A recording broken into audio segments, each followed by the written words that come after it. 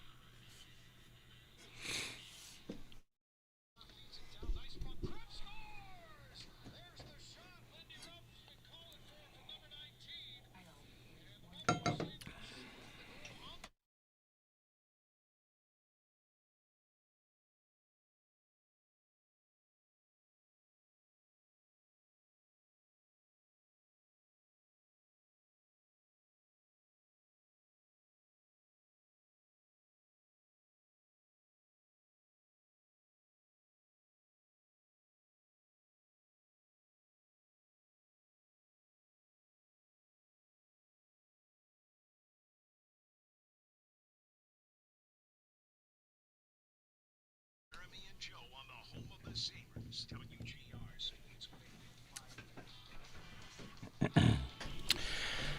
Hey everybody, good morning. Happy Tuesday.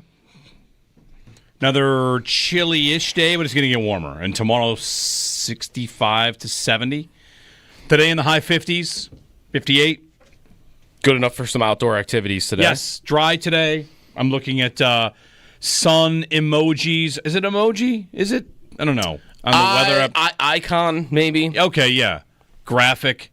Yeah. A lot of sun, some clouds, so high of 58 this afternoon. Nice day. Yeah. So, get ready for it. Jeremy and Joe, good morning. Plenty to get to today. We'll check in with Sabres head coach Lindy Ruff at 8, Paul at 7.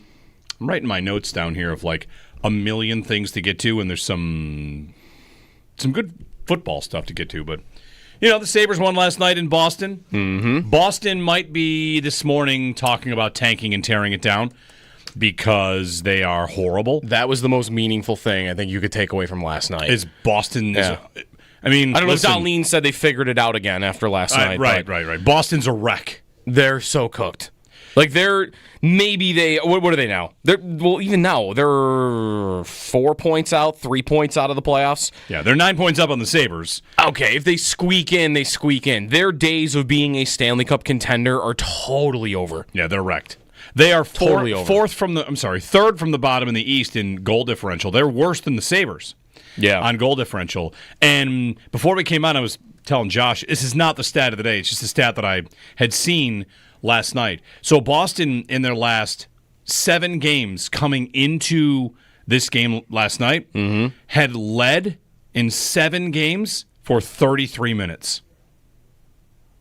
Half of one game. Half of one game they've been playing in front. Wow. They have they're 3-6-1 in their last 10. Sabres have the same record in their last 10. Yeah, Boston fielded a lineup last night. If you looked at the lineup card, you would say, who are these people? They had Yoki Haru out in 3-on-3 overtime. Yeah. Like, it's time for your most skilled guys to go out there. And the Sabres didn't have much to offer either because they're missing Kulik last night. They're missing Peterka last night. They're missing Norris last night. So they were down bad too. But Boston, you're getting the Yoki Haru on the second shift. Zadorov's like it's like they think he's Chara out there. They play him like he's Chara. He played 30 minutes last night. He was on the ice every shift. He's a scary individual, I will say that. Yes, he is.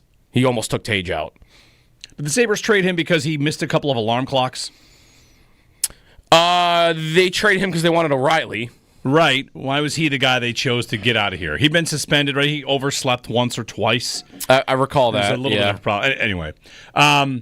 So, yeah, Boston. But he's a monster now. Yeah. Boston is a mess. Oh, yeah. They're totally cooked.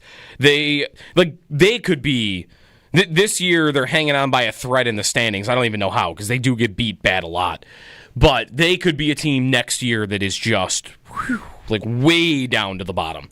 They could actually, really could. We just said this in passing that they're going to get Eichel in 2 years, right? They're going to get Eichel. Yes. If they're one of the 5 worst teams in the league next year, then maybe Eichel goes, I've done that before. I'm a little scared of that.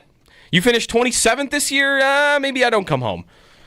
I'm just saying they could play themselves out of the Eichel sweepstakes if they're horrible. The roster's got nothing to build off of. How long would you expect? I mean, this is not intended to be a shot at the Sabres. How long would you expect Boston to be horrible? 2 years? I mean, nobody in the NHL is horrible for that long. Right. Usually, the Blackhawks are kind of going through it now. What's the average amount of time a team takes to get out of the bottom? It's probably 3 years. Yeah, 2.5, 3 years. Not to be a cup contender, but just to be, hey, we can play again. And Boston, have we not thought they were going to go through this 6 times in the last 10 years? Oh, I've been wrong every time. And now it's finally happening. They are bad. So, hey, good for the Sabres. They got to win, an overtime win. And I saw 12 points out. 10-game win streak, Operation 10 straight? No, it needs to be 18 straight. They need to run the table. Win the rest. They need to run the table. Yeah. And if they run the table, they'll finish with 92 points, which would be... the current pace I think I saw yesterday was 88. It's 95. Oh, it's 95? The current pace is 95. Oh, whoops. Yep. So right. they would have to run the table, and that wouldn't be enough. All right. So if they won 18 in a row to finish the season, it would not be enough to meet the current pace. But, hey, whatever. It is what it is. Last night you had... I say a spirited hockey game, right? The overtime was nuts. Overtime was nuts. Some fisticuffs, some defending of a teammate that got hit. The hit from Zadorov on Tage. Yeah. It's a weird hit. It was late. It was super late. Super late. There was nothing really dirty about the hit itself, but it was late, and that was why Tage wasn't looking, because it's 1 Mississippi, 2 Mississippi. Okay, you're looking 7 over Mississippi. there. You're not right. You're not expecting a hit to come that far after the pass, so he's not looking, and then he gets blasted by, again, this monster on the blue line. Greenway stepping right in. Again, I don't think the Sabre standing up for teammate thing is a team problem. I think it's a Samuelson power problem. Right. And that's another example of that last night. That's probably right. He steps right in. He does it. It ended the game. Nothing crazy, but I don't remember which, again, the Bruins have a bunch of no-names at this point. You can't even keep track. Lauko, maybe? Kastelik? It's a bunch of guys. Which one was it? Kastelik, maybe, slides the puck towards Luukkonen as after the puck, or the whistle goes for the final buzzer. And what does Tage do? Tage comes the full length, he has to get right in his face. Yeah, Tage does that stuff. It's just the 2 defensemen that we have to worry about for that. There's Greenway stepping right in and fighting one of the toughest dudes in the league. Does the job. Not bad. Good for him. UPL made a couple of nice saves along the way, kind of kept them in it. Yeah. I saw, so that was UP. How many games do you think he's played for them? UPL? Yeah. I mean, they're 60. How does it feel like? They're 66 games in. He has played 50.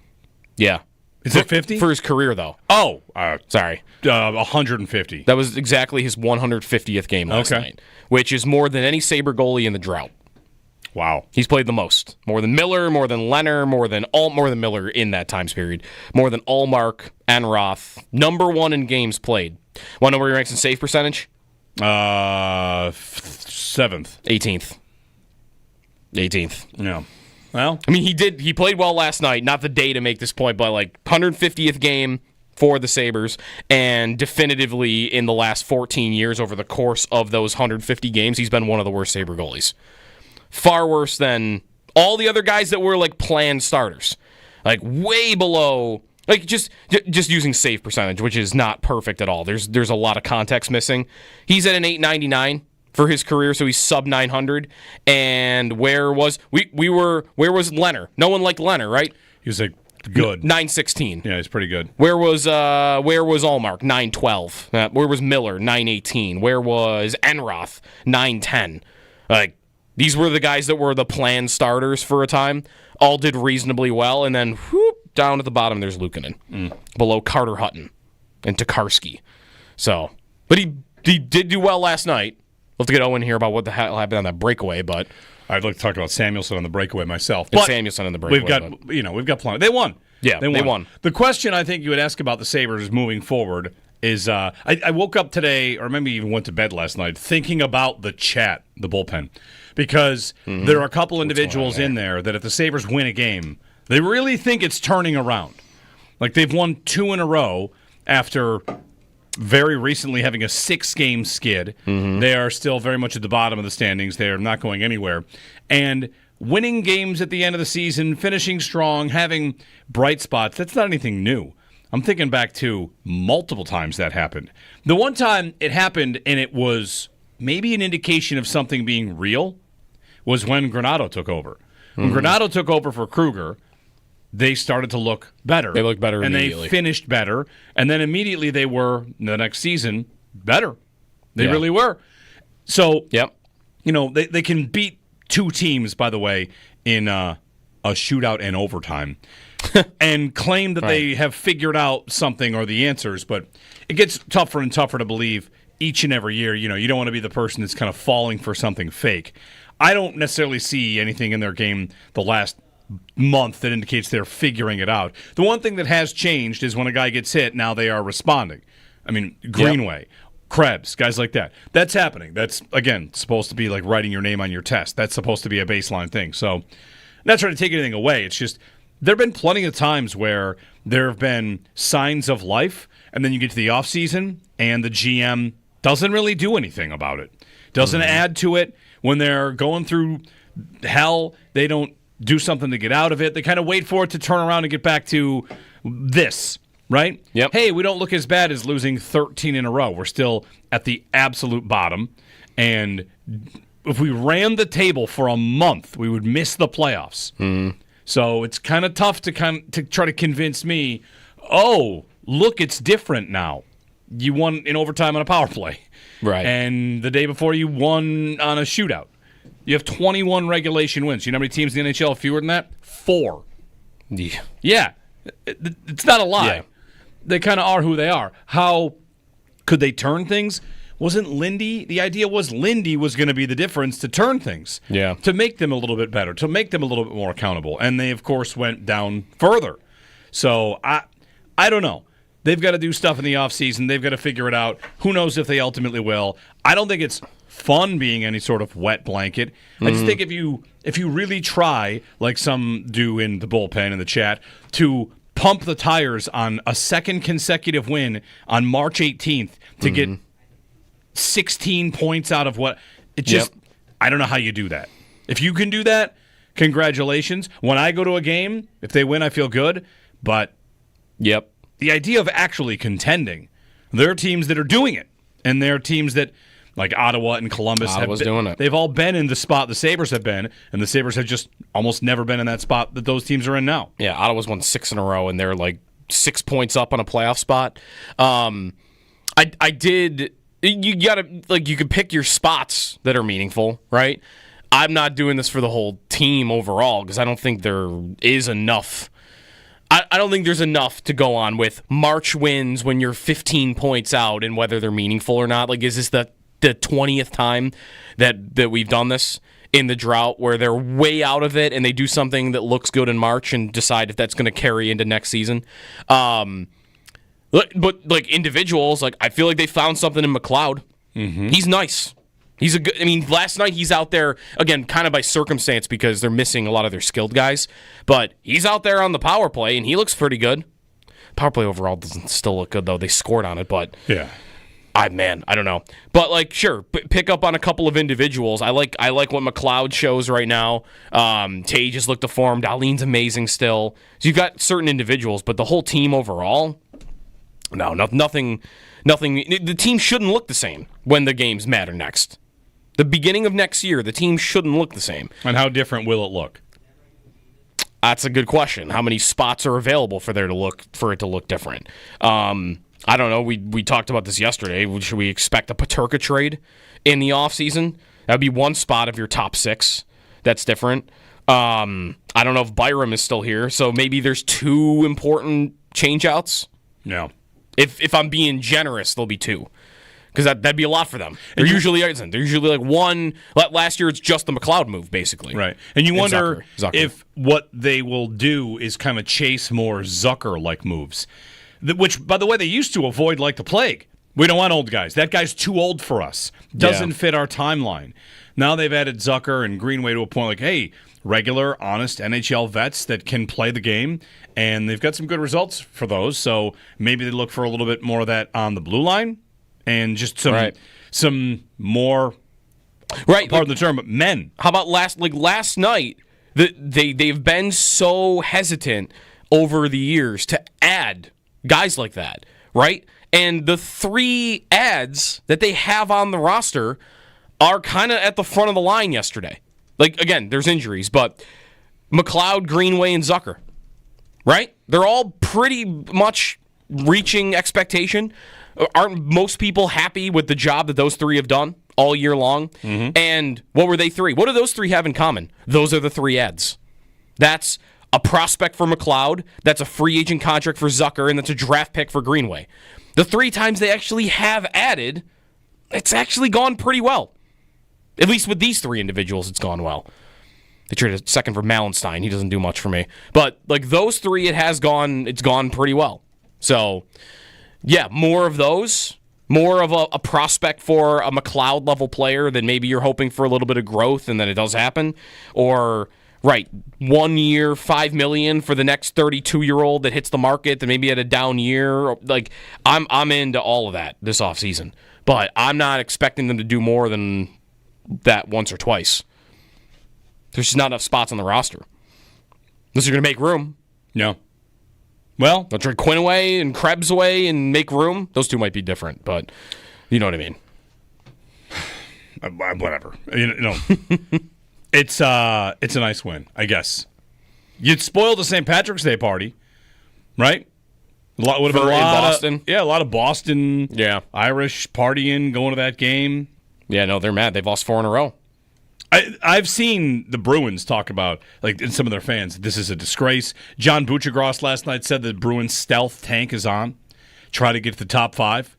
I mean, why did they trade Marchand? Did you see the behind-the-scenes video of them trading Marchand? I did not. The GM walks into the room where the rest of the guys are, the rest of the front offices, and like we just traded Marchand to Florida. And they all look up, like surprised, like acting like they didn't know, and someone just goes, Jesus, like super loud, like right into the mic. Like the front office didn't seem happy that they traded Marchand. Or the GM had just gone into the other room and done that. Because that happened right at the buzzer. And they did it for a conditional first. Yeah. What was the condition? If he plays 50% of their playoff games, it's a first. I think, and they have to go multiple rounds. Oh, okay. I only saw the 50% part, but... yeah, I think they have to go a certain amount in the playoffs. Well, but yeah, they could be a first. Sabres win. The other news of the day on the Sabres yesterday was a piece in The Athletic. James Myrtle, longtime NHL reporter, insider. The Athletic ran a fan poll asking fans of the NHL what you think of your owner. Grade your owner, your team's ownership on a bunch of different levels. Yep. And the Sabres owner finished in last place. And not just on composite score, but in every category. And this was, of course, your own fans telling you what you think about your owner. And one thing that Myrtle pointed out in this article was that Buffalo fans responded en masse. That he was just absolutely besieged with all these responses. Only Minnesota had more. And the Sabres finished in 32nd place with the worst owner in sports, according to the people that wrote back on this. Mm-hmm. So I don't know if that gets the attention of the owner, if the owner is bothered by it, cares about it at all. If it ever even crosses his desk, this organization at other times has treated fan apathy or fan concern as if it doesn't matter. Ralph Kruger once said that. It doesn't make it to my desk. Great day for them. Jason Botterill once said fans want the coach fired and kind of dismissed it like that, like he was cool. Good times. I don't know if the owner will even see it or will be hurt by it or anything or think, people are mad because we're losing and that's really all it is. Which, I mean, that could very well be true. A lot of the teams at the top are teams that have won a cup recently. But then again, there's Ottawa in 9th and Dallas in 11th, and the Caps are up high, and I think won a couple years ago. So anyway, that's, to me, the big story of yesterday was that it's another national calling out of Sabres ownership. John Buccigross did it on ESPN. There was another piece on ESPN.com quoting agents, quoting Brandon Montour about his time here. He didn't have really bad things to say. No. Montour was kind of complimentary about the area and playing for the organization, just that they can't get their stuff together. Yep. So I don't know if there's going to be any sort of massive change, if that's the kind of thing that makes Kevin Adams get dismissed and Terry Pegula hires a president of hockey operations. It's something national media is pushing for quite a bit. So we'll see. Well, would that be because is that no debate that is what everyone wants to see them do? Is hire somebody Ken Holland? Sure, really good. Just put name as a placeholder. Yes. Lifetime hockey man is now in here running the show. And he's run another organization before. Craig Button. Maybe that's not the right one. I always go to Brian Burke for this. But these are all in the same, right? Guy who's run a team before. He's going to come in and run the Sabres. That is undoubtedly what everybody wants, right? Is there anybody out there that is pro? I think you keep going with Adams. I actually think that one piece, the ESPN that you just referenced, the one thing I disagreed with in there was Montour saying that they make changes too often. Right. Like, to me, there have been plenty of times where they were way too slow to make changes, not too quick to do it. So there was that. But I don't know if anyone believes that they're actually going to do it. But I do want to leave optimism open for he might, because what would the signs be? What would the signs be that the GM's about to get fired? Because we don't hear the owner talk. We don't really that never happens. We don't get indicators from that. And Adams is the only one that speaks. You're not going to get anything from listening to the coach. Like I guess maybe you would see reports or something out there. The last two times they did fire a GM, it came as a shock. Both times. When they fired Botterill, yes. So they just given him a vote of confidence. Botterill, they just said, we know more than the fans do, and then they fired him soon after. And Murray, no one was expecting Murray. They were going to have a meeting, and there was, my super secret Sabres source said to me, there's a feeling of a day of reckoning, and we thought Bilesma might get fired, and then next thing we know, boom, they're both gone. Yeah. So it's been a shock both of the last two times. So that's what I mean. I don't know what it would look like before Adams gets fired. The months leading into him being gone, what does it look like? It might look like this. Yeah. It might look like this. It might just come down to, the story of Pegula having dinner with Pat LaFontaine and saying, like, you should run my team for me. And then they fired Darcy. It might come down to that. Who's Terry having dinner with?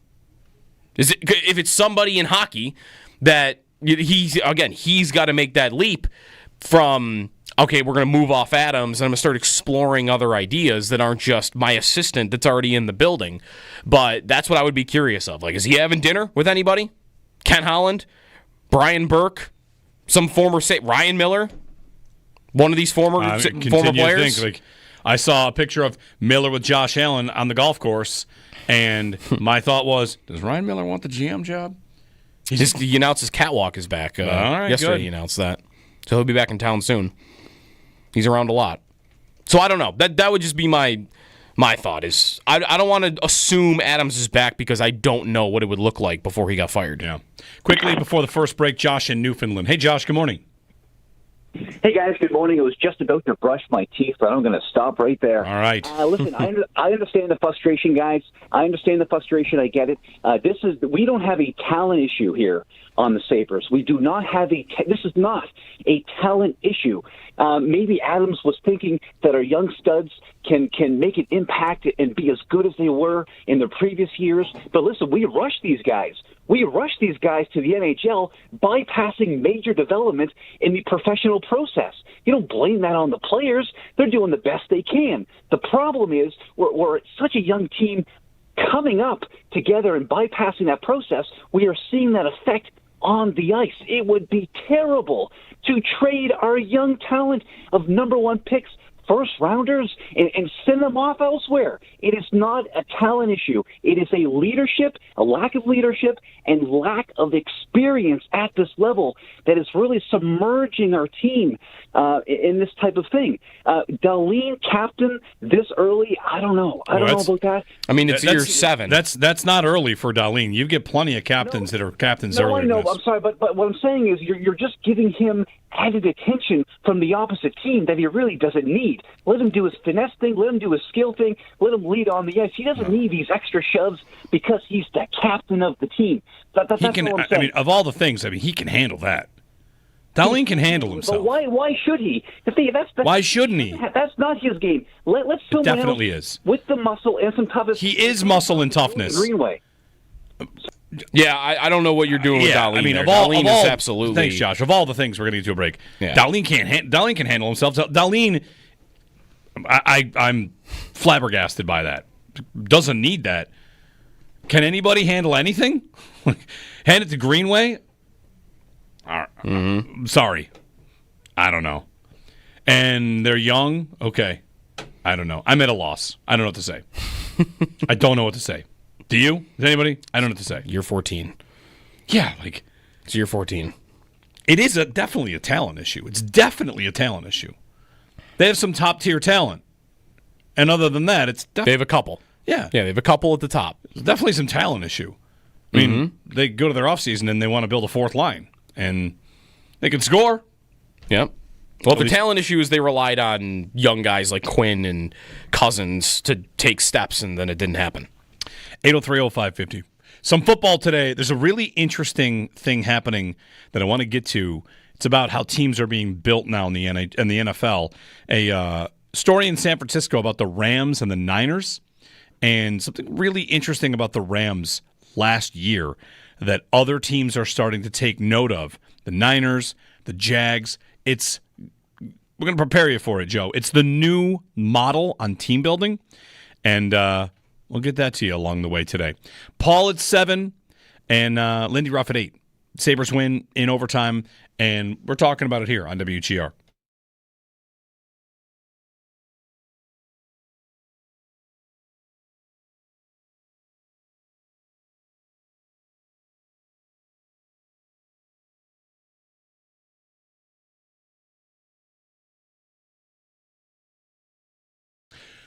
Jeremy White here for Riverfront Auto Sales, 1379 Niagara Street in Buffalo. If you're thinking about a pre-owned vehicle, go to Riverfront. At Riverfront Auto Sales, they can help you find that next vehicle. And first off, when you decide to go the pre-owned route, you're saving thousands, tens of thousands of dollars by going the pre-owned route. And sometimes with Riverfront, which we just did, you get a vehicle that still has the factory warranty because there's not many miles on it. It's not that old. And a pre-owned vehicle from Riverfront, you can, of course, get that factory warranty and then a warranty after that. When you're purchasing from Riverfront this month, they're also offering to match your down payment. So bring a tax return to Riverfront for $500. They'll match that. Now you have $1,000 to spend. $1,000, they'll match it. $2,000 now to spend on your next vehicle. So when you're saving money and Riverfront's matching, it's good for your wallet, good for your pocketbook. 886-1626. That's 886-1626 for Riverfront Auto Sales to save money. If you want to sell, go to Riverfront. They'll make you instant cash offers on your vehicle at their website or take it to auction for you and help you sell it in front of the most people, most eyes, and that ensures the highest price. 886-1626. That's 886-1626 for Riverfront Auto Sales.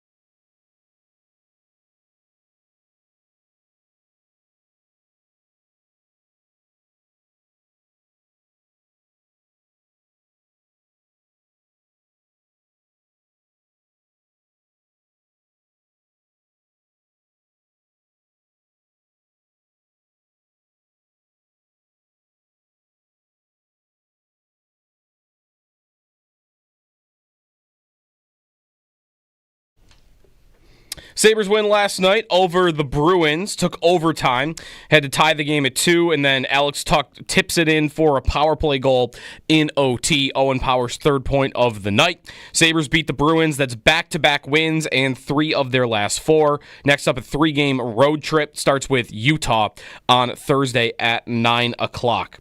To football, we're still waiting on some of the quarterback dominoes to fall. No Aaron Rodgers news yet. The Giants, who are one of the teams in on Rodgers, are going to have Jameis Winston in on a visit today. Former Bills corner Ronald Darby, by the way, still hanging out in the league, signs a 1-year deal with the Houston Texans. Tonight is the start of the first 4 in college basketball, and the big game is the 11 seeds San Diego State and North Carolina. That's at 9:10 on True TV. Regular season baseball starting this morning in Tokyo. Dodgers and Cubs scoreless in the second inning. Those are your Paddock Chevrolet sports headlines. Paddock Chevrolet celebrating 90 years of business.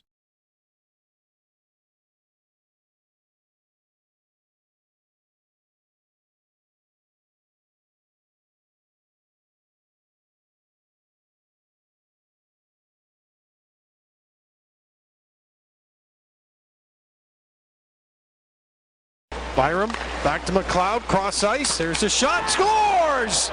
What a quick release that was. It's a great shot from Owen Power. Beats Corpusalo, and this game is tied at 2. One of the moments of the game, the Firth moments of the game, brought to you by Firth Jewelers. For the moments in your life, go forth to Firth. Jeremy and Joe, happy Tuesday.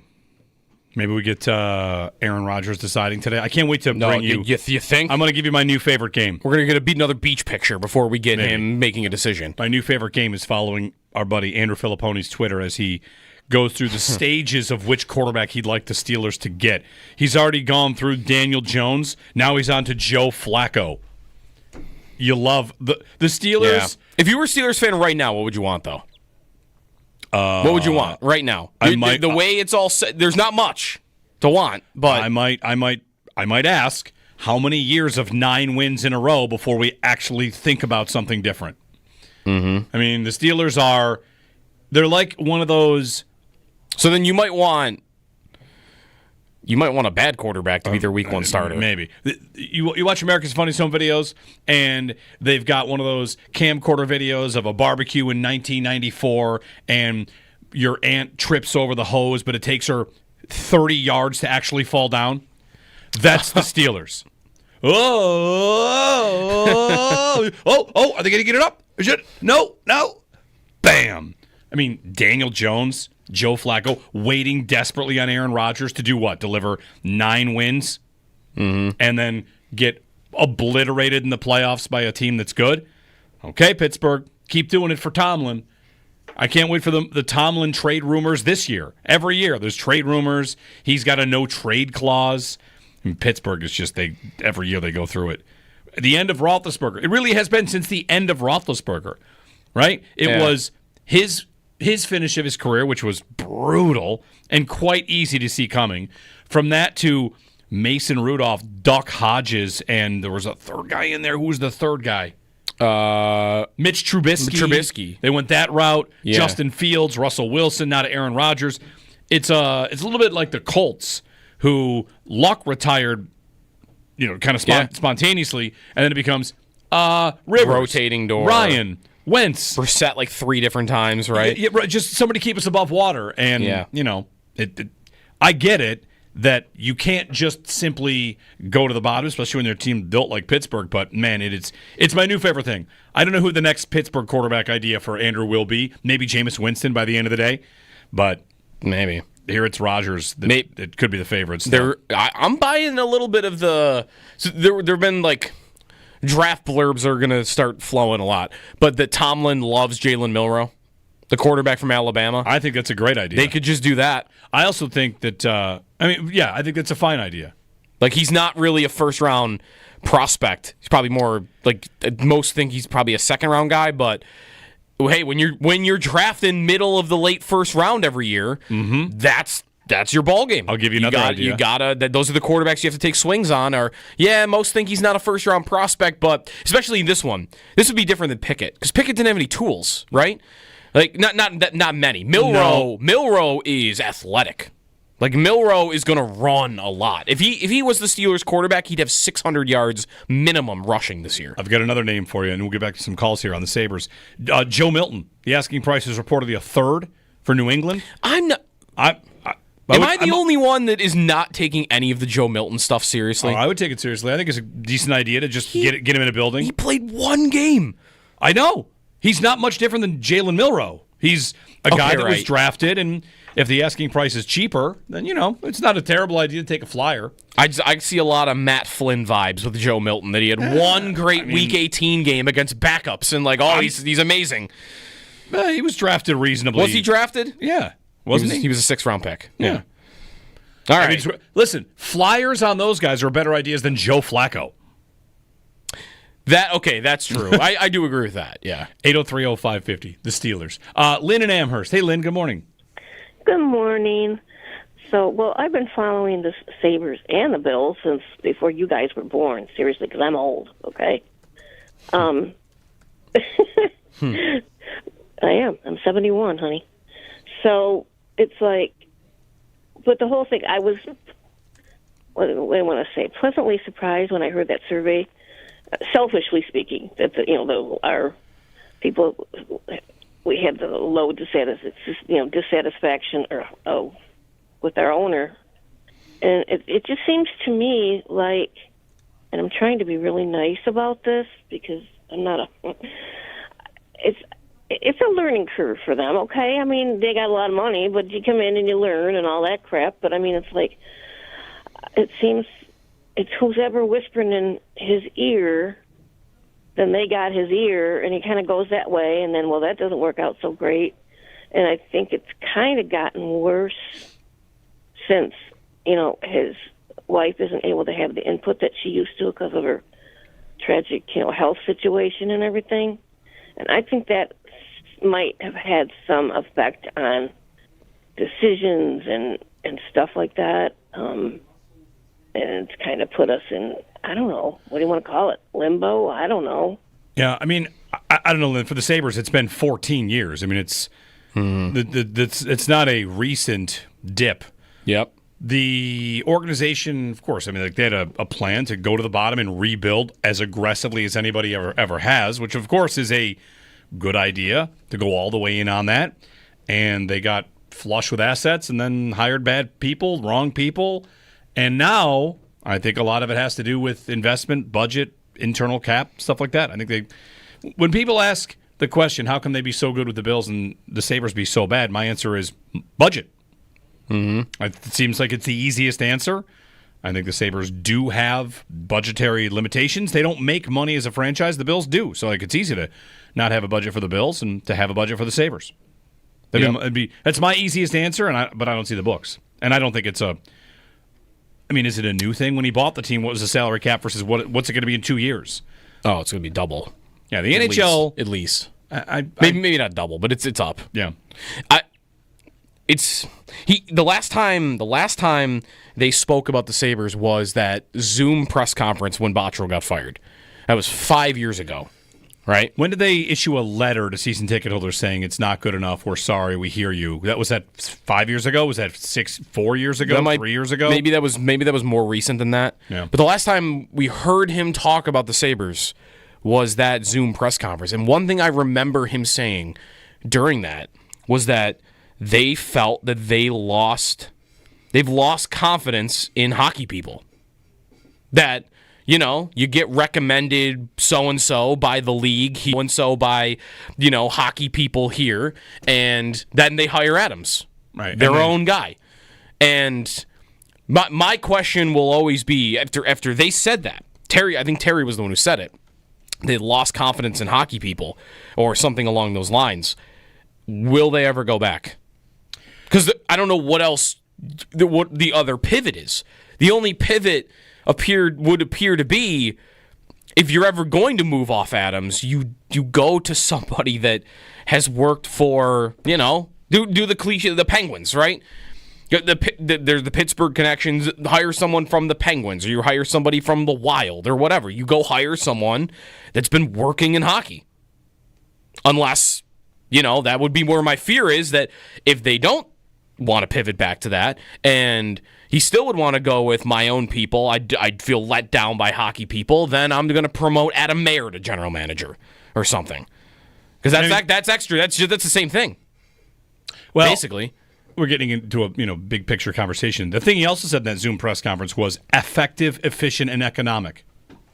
Yeah. That sounds like you've got a budget. You want to be smarter about the way you do things, and they're going to streamline things and use technologies and all that. So, that's all. 803-0550, 1-888-550-2550. Thanks, Lynn. Sabres win. They beat the Bruins in overtime last night. Yeah. Bills news, what do we got? Nothing from yesterday? No, not really. Nothing from yesterday? No more digs? He didn't unearth more posts on Instagram, right? Not that I saw. I saw there was a rumor that the Raiders could be in on him, which is the first thing I've seen of anything related to him in free agency, other than the Bills' social media thing. When we get back, I want a quick thought on Amari Cooper, because he's still out there. So remind me to give you that. 803-0550. Paul, top of the hour to talk about last night's win over Boston. Jeremy and Joe on WGR.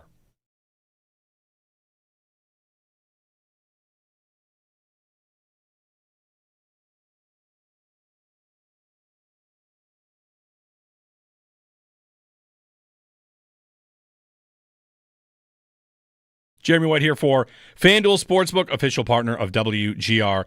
The dog of the day, but basketball style. You can jump in on the promo currently offered from FanDuel, which is to bet on the dog of the day. How's it work? There's a jackpot involved. Through the first 2 rounds of the tournament, bet on the lowest winning seed of the day, and you'll win a share of $1 million in bonus bets. That's an upset you'll not be upset about. So you're betting on a big underdog, and if they win, not only do you win that bet, but you win a share of $1 million in bonus bets if the lowest winning seed of the day is one of the teams you bet on. So FanDuel's the best place to bet on the tournament. You can bet everything from spreads to money lines and team totals, plus so much more. Visit FanDuel.com/white to download America's #1 sportsbook today and back your dog of the day. Because in March, anything can happen. 21 plus and physically present in New York. Opt-in required. Winning pre-live moneyline wager on lowest seed required. Each $1 million jackpot to be split equally among all eligible winners. Bonus bets are non-withdrawable and expire 7 days after receipt. Restrictions apply. See terms at sportsbook.fanduel.com. For help with a gambling problem, call 1-877-8-HOPE-NY or text HOPE-NY.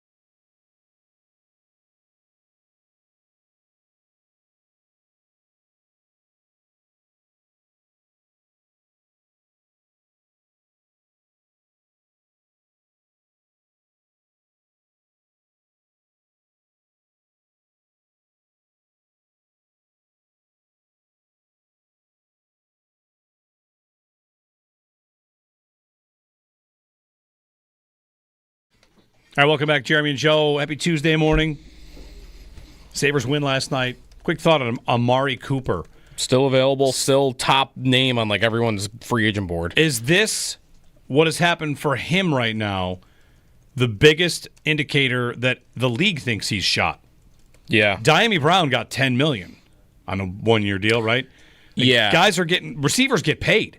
And Diggs is out there too. Now, Diggs is an injury, so I do think that's a little different. Yeah, I don't know what. Is it Cooper's just asking for 20 and no one's going to come close to that? The draft factors in. The fact that Amari Cooper is still out there to me, he was rated, Joe, by some. NFL.com might have put him their 18th best free agent or 11th best free agent, and everybody else got signed. So it could come down to the number he's looking for. But, man, to not have a home yet. And there's not like a domino we're waiting on at receiver. No. Unless it's Diggs. But Diggs is coming off an ACL, so that's probably not the answer. So I don't know what happens then. Is it just a prove-it deal? 1 year prove-it deal? Yes. I'm very much against for very low money. Yeah. If the Bills brought him back, it would have to be such low money and such a low guarantee that he'd be able to be cut when he gets beat out by a rookie. Like, that's the only way I'm comfortable with the Bills bringing Cooper back. Because there was whose story was it? It wasn't Matt Harmon. Who was it that wrote? Was it Tyler Dunn? Harmon did write about him. How a team scout said it. Oh, that was Matthew Berry. Matthew Berry, sorry. Thank you. Matthew Berry, Fantasy Life, that he talked to someone in the Bills scout said, or a Bills personnel person. Employee, something. Yes. Yeah. Cooper's done. Yeah. So I think there's a good indication there that he's not coming back here, and that leaves, of course, one receiver spot open along with all these other, defensive line pieces and corner pieces. Speaking of Christian Benford, I wonder, should the Bills be right on top of that right now, or do you want to just wait a year? What's the problem with waiting a year? Waiting years, the price goes up. Sure. And what might be $25 million right now might be $30 next year. For what's the franchise tag next year? Is it 25? Because the franchise tag be around that. Because the franchise tag comes in far below the top guy. You want to play around with him though? Like, he's playing a pretty critical position for you, and that you don't have anything else at the moment. That's right. But in a year, by then you might. In a year, you might. But if you're not sure. I mean, if they draft a guy and he just plays right away, like, that could go well. It could also be Kyrie Elam again. You don't know. Yeah. And Benford is great. He's very good. I saw an interesting point made. Maybe I'll give him a call. Carl Jones from Channel 4 in Buffalo. He pointed out that one thing the Bills can do with Benford, I read this a couple weeks ago, so if I'm paraphrasing Carl and getting it wrong, I'm sorry. He pointed out one thing they can do with Benford this year, have him travel with the best receivers. Mm-hmm. You want to make $30 million? Okay. Start shadowing. Let's find out. Let's scheme differently, and let's put you on an island more often. And if you're one of the best corners in football, we will find out, and you'll get paid that money. But not to say they shelter him, but just, you want to be a top guy? Okay, here's a year to play like a top guy, and if you do it, then you'll get the money. But he's also had some injuries and concussions, and you wonder if the Bills... Listen, of course, there's a number that they would sign for today, and there's probably a number he would sign for today. But if they're far enough apart, then maybe they are a little bit patient here.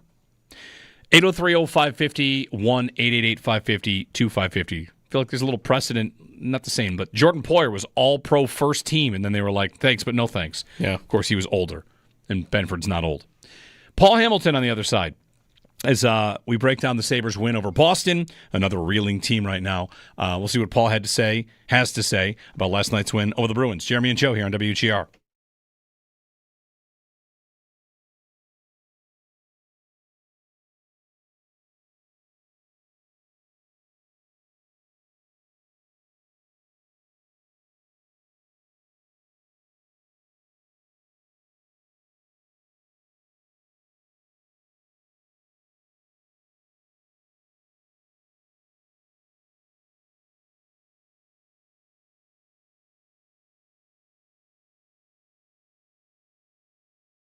Jeremy White here for Atwell Eye Care. They're online at atwelleye.com. And coming up, you've got an opportunity to get to their next Site Night event. Atwell Eye Care's next Site Night event is this week.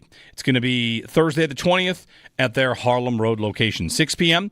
If you've been thinking about vision correction, LASIK, PRK, EVO ICL, you can enjoy complimentary food and beverages and get all the information you need to about these options, whether it's LASIK, PRK, EVO ICL. Don't know the differences? That's okay. They can explain which is right for you, which might be right for your correction, and of course, tailor the procedure for what you need. So see a live LASIK procedure, hear from Bills player Alec Anderson. You could also win an autographed Bills football just for attending. There's no purchase necessary. Site night will be the 20th, so Thursday at Atwell's Harlem Road location. RSVP at atwelleye.com. Atwell Eye Care is who I trust for my family and official eye care of the Buffalo Bills.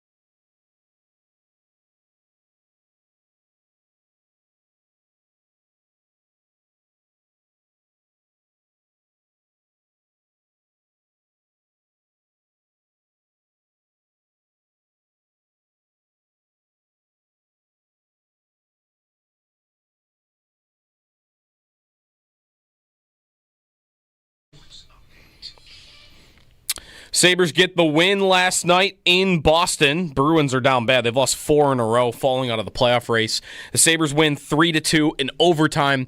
Alex Tuch deflecting an Owen Power shot that got through on the power play. Sabres had a 4-on-3 power play in OT. There were a few seconds remaining, and they get the win. Power with 3 points, by the way, on the night. Next up for the Sabres is Thursday night against Utah. That'll be a 9 o'clock puck drop. Of course, we'll have that here on WGR. Elsewhere around the NFL, Jameis Winston is visiting with the New York Giants. Potential plan B if Aaron Rodgers doesn't pick the Giants. There's still nothing on Rodgers yet and what he might do. Tonight's the beginning of the NCAA tournament. Finger quotes, first 4. 16 seed play-in Alabama State and St. Francis at 6:40, and then 11 seed play-in San Diego State and North Carolina at 9:10. Both of those games, if you're looking for them, will be on True TV. Regular season baseball this morning in Tokyo. Dodgers and Cubs. Game's on Fox if you're looking for it. Cubs up 1-0 on the Dodgers in the top of the 4th inning. That's your Paddock Chevrolet Sports Update. Paddock Chevrolet celebrating 90 years of business.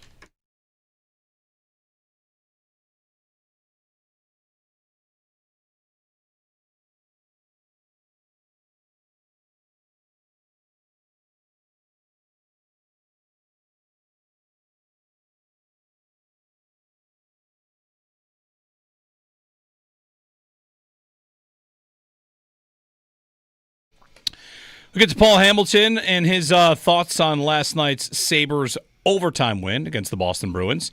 Paul's appearance brought to you by Raylax Honda. Raylax, we got this, as the Sabres go in and spoil the St. Patrick's Day party in Boston. Good morning, Paul. Good morning. How are you? Not too bad, not too bad. But what? I thought it was a spirited game. I thought it was pretty good. You got some hits, some fights, some goals, and a Sabres win at the end of the day.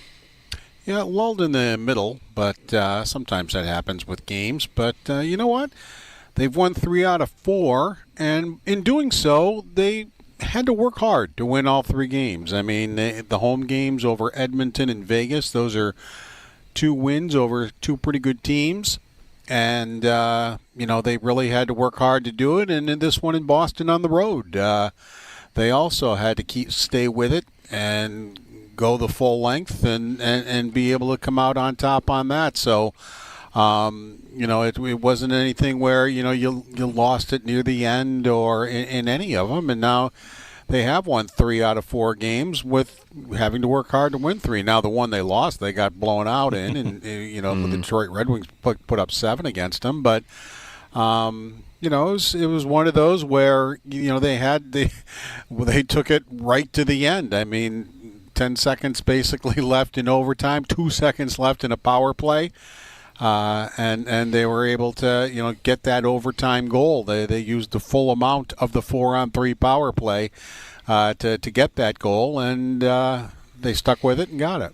Another night, Paul, where there is a Sabre standing up for a teammate. Zadorov hits Thompson, and Greenway goes right over there. I'm wondering more and more as these games go by and we're seeing players stand up and answer for others, if it's less of a team question maybe right now and more of a question about a couple individuals, maybe like Samuelson and Power more than like Greenway. I don't know if anyone had a question in the first place whether if he sees a hit like that he's going right over and answering for it. Well, it's there was nobody that did anything when Thompson got hit, and there were 4 other guys on the ice. It wasn't just Samuelson and Power, or Kulik, and I don't remember the other. That was out there too, and it wasn't just that incident. It just seemed like nobody ever stuck up for anybody on the team. No matter what happened, it never happened, unless it was Greenway or Krebs or somebody like that. It seemed like a lot of that kind. But the Thompson thing was so obvious. It's like, where are you guys? What are you doing? Type of a thing, and that's what Dollings talked about and what Lindy Ruff talked about in the pregame show yesterday, that, it's guys being there for each other and not necessarily even in that type of a situation. And he used the example of Peyton Krebs.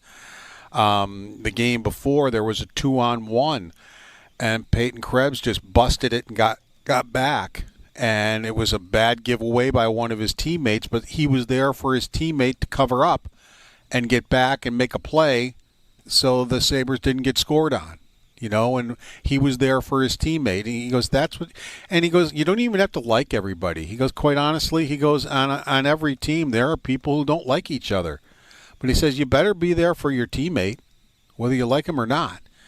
And he goes, that's what they're learning, and that's what they've been talking about. Darlene was talking about, seeing, the leadership that we don't see, behind closed doors. Guys stepping up there and holding people accountable. I was watching a feature, the home game, I believe it was against Edmonton, where, Norris had a mic on.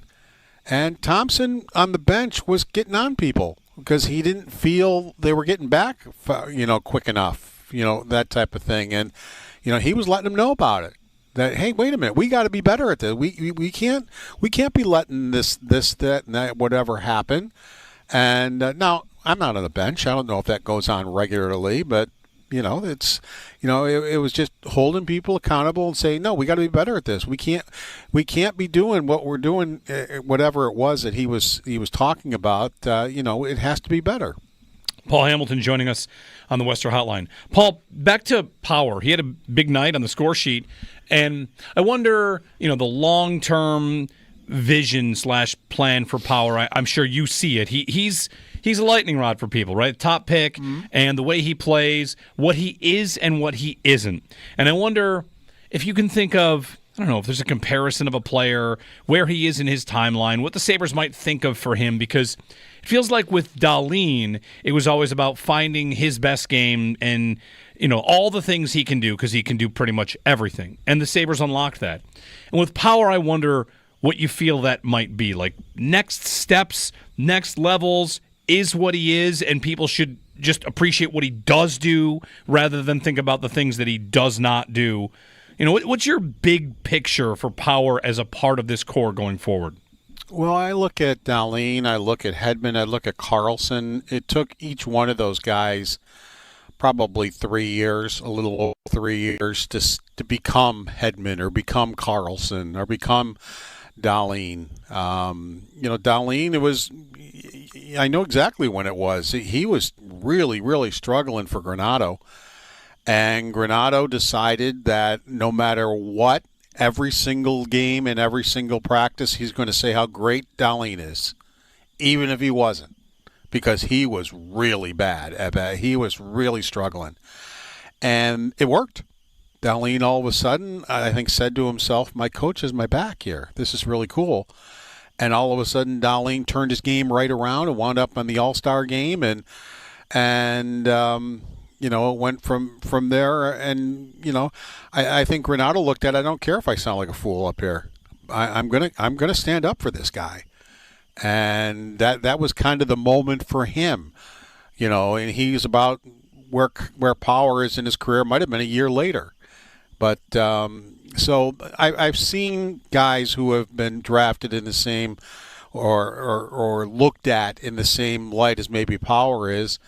I've actually liked, and Lindy Ruff talked about it after the game, I've liked Power's game for the last two games, actually, defensively. Not just, and then he added some offense to the game in this one, but he was pretty solid in the last two games defensively. And that doesn't mean he's made it all of a sudden. I'm just saying, for the last two games, really is not too much to get upset about with the way he plays. And quite honestly, if he's out there killing plays the way he's supposed to and playing the way he's supposed to and adding to the offense, killing plays, and covering people in front of the net and not just standing there with them, I couldn't care less if he throws a hit for the rest of his career. If he's doing what he's supposed to and playing up to his potential, and as I said, killing plays and winning battles along the wall and winning the battles in front of the net, he doesn't have to hit for me. I don't care about all that. It's too much put into that. But he can't be playing defense the way he'd been playing defense recently until the last couple of games. As I said, I've liked him defensively the last couple of games. You mentioned the phrase killing plays, and I want to transition now to Samuelson because that's what we used to say about him, right? Like Ronaldo, all he does is kill plays, and that does not really happen the same way. No, and the great example is the Bruins' goal by Geekie. I mean, all of a sudden, Geekie's gone. And the Sabres, for the most part, did kill plays and played very well defensively. I mean, they only gave up 19 shots in 64-49 of play. The Bruins didn't get a lot, but they also got 3 plays where the Sabre defense is just out to lunch. And they had 2 breakaways and almost a third where guys just got behind the defense. And Geekie was the one, and he scored the goal. Later on, it was Pasternak, and Luukkonen had to make a great save. And then Geekie got behind him again, and the Bruins missed the pass. And on the stretch pass, and they missed him. Otherwise, they would have had another one. So, and that's probably the only 3 plays defensively that I had a problem with the whole night. Other than that, once the Bruins got in the zone, the Sabres did very well to limit things. Maybe 1 shot, maybe none. Maybe Buffalo blocked the shot, and then Buffalo would get up into transition, make the play, get out of the zone, and we're in good shape. But still, it was those 3 plays where guys are just, I don't know what they're doing. I don't know how to describe it. It blows me away how unaware this team is at times, that guys are behind them, guys are in front of the net. That didn't happen last night, but it's happened a lot this year. And it is a big problem. They just don't seem to be aware at times. The situational awareness just isn't there at times with this hockey club. Paul Hamilton with us on the Western Hotline. Paul, it's 6 points in 6 games for Ryan McLeod. He's starting to get some power play time. That could have been a result of they were missing a lot of skilled guys last night too. But he plays a career high almost 24 minutes, and I thought he looked good doing it. Yeah, he's looked great recently, and he got some power play time in Buffalo the last game too. But you're right; it's because you've got 3 very good offensive players. Who, by the way, they were without 3 very good players in the game yesterday, and still found a way to win. I mean, there's a lot of offense in Norris, Peterka, and Kulik, and they're out of your lineup, and so you have Krebs on 1 power play, and you have McLeod on another. Krebs gets a power play goal. McLeod, he was the one that put the pressure on Pietrangelo, who just threw the puck up the middle. Zucker grabs it and scores against Vegas a power play goal. So both those guys who aren't normally on the power play in the last 2 games made a difference because Buffalo's without 3 guys that normally would have been on the power play. So, but McLeod has really been impressive. I think it's almost like you see him improve every game. He just keeps getting better and better. And, he's added the offensive game. When the trade was made, everybody's like, the people had Savoy in the Hockey Hall of Fame already. And it's like, well, who's this guy? And they're looking at his totals. Well, this isn't very good. And, they really weren't understanding what Buffalo was trying to get because they didn't have a good 2-way type of a player who can win face-offs for you. That's another thing that he brings to the power play. He wins face-offs, and that Buffalo has control of the puck. They don't lose the face-off. The puck goes down the ice, and now they got to get set up. Half the time they can't get in the zone, and the power play is a mess. Now he's doing a good job, and he's very good at face-offs. So there have been times now Buffalo wins the face-off, and they can set right up in the zone, and start the power play that way. So that alone, I think, helps the power play out. Through different parts of the year, I thought to myself, why not put him out there to win the draw for a power play so you start with the puck? And that's something that's happening the last couple with him on the power play. Next up, Utah. Mm-hmm. This will be their first trip to Utah. Paul. And it was reported yesterday that the Utah Hockey Club has decided on its name. They've not announced it yet, but they have decided. We know it's not going to be They're Yeti. just going to stay hockey club. I think. It's very possible. I thought it was funny last night on the MSG graphic. It said Sabres v Hockey Club, and no Utah Hockey Club. Just they Hockey would Club. be different. They would be Nobody different. else is called the Hockey Club or anything like that. Yeah. You're not partial to Mammoths or what are the other ones? I think they said no on Yeti. No on it was Yeti. A trademark issue. Yeah. They also took. They had Wasatch. Outlaws, and they right? took that out. Outlaws, Hockey Club, and Mammoths. I think are the three. I think I'd go with Outlaws So if would I I. had the choice of those. Yeah, All me right. too. All right, Paul. Well, thanks for the time. No problem, guys. Take care. Paul Hamilton on the phone with us to chat about the Sabres. His appearance again brought to you by Raylax Honda. Raylax, we got this. Utah.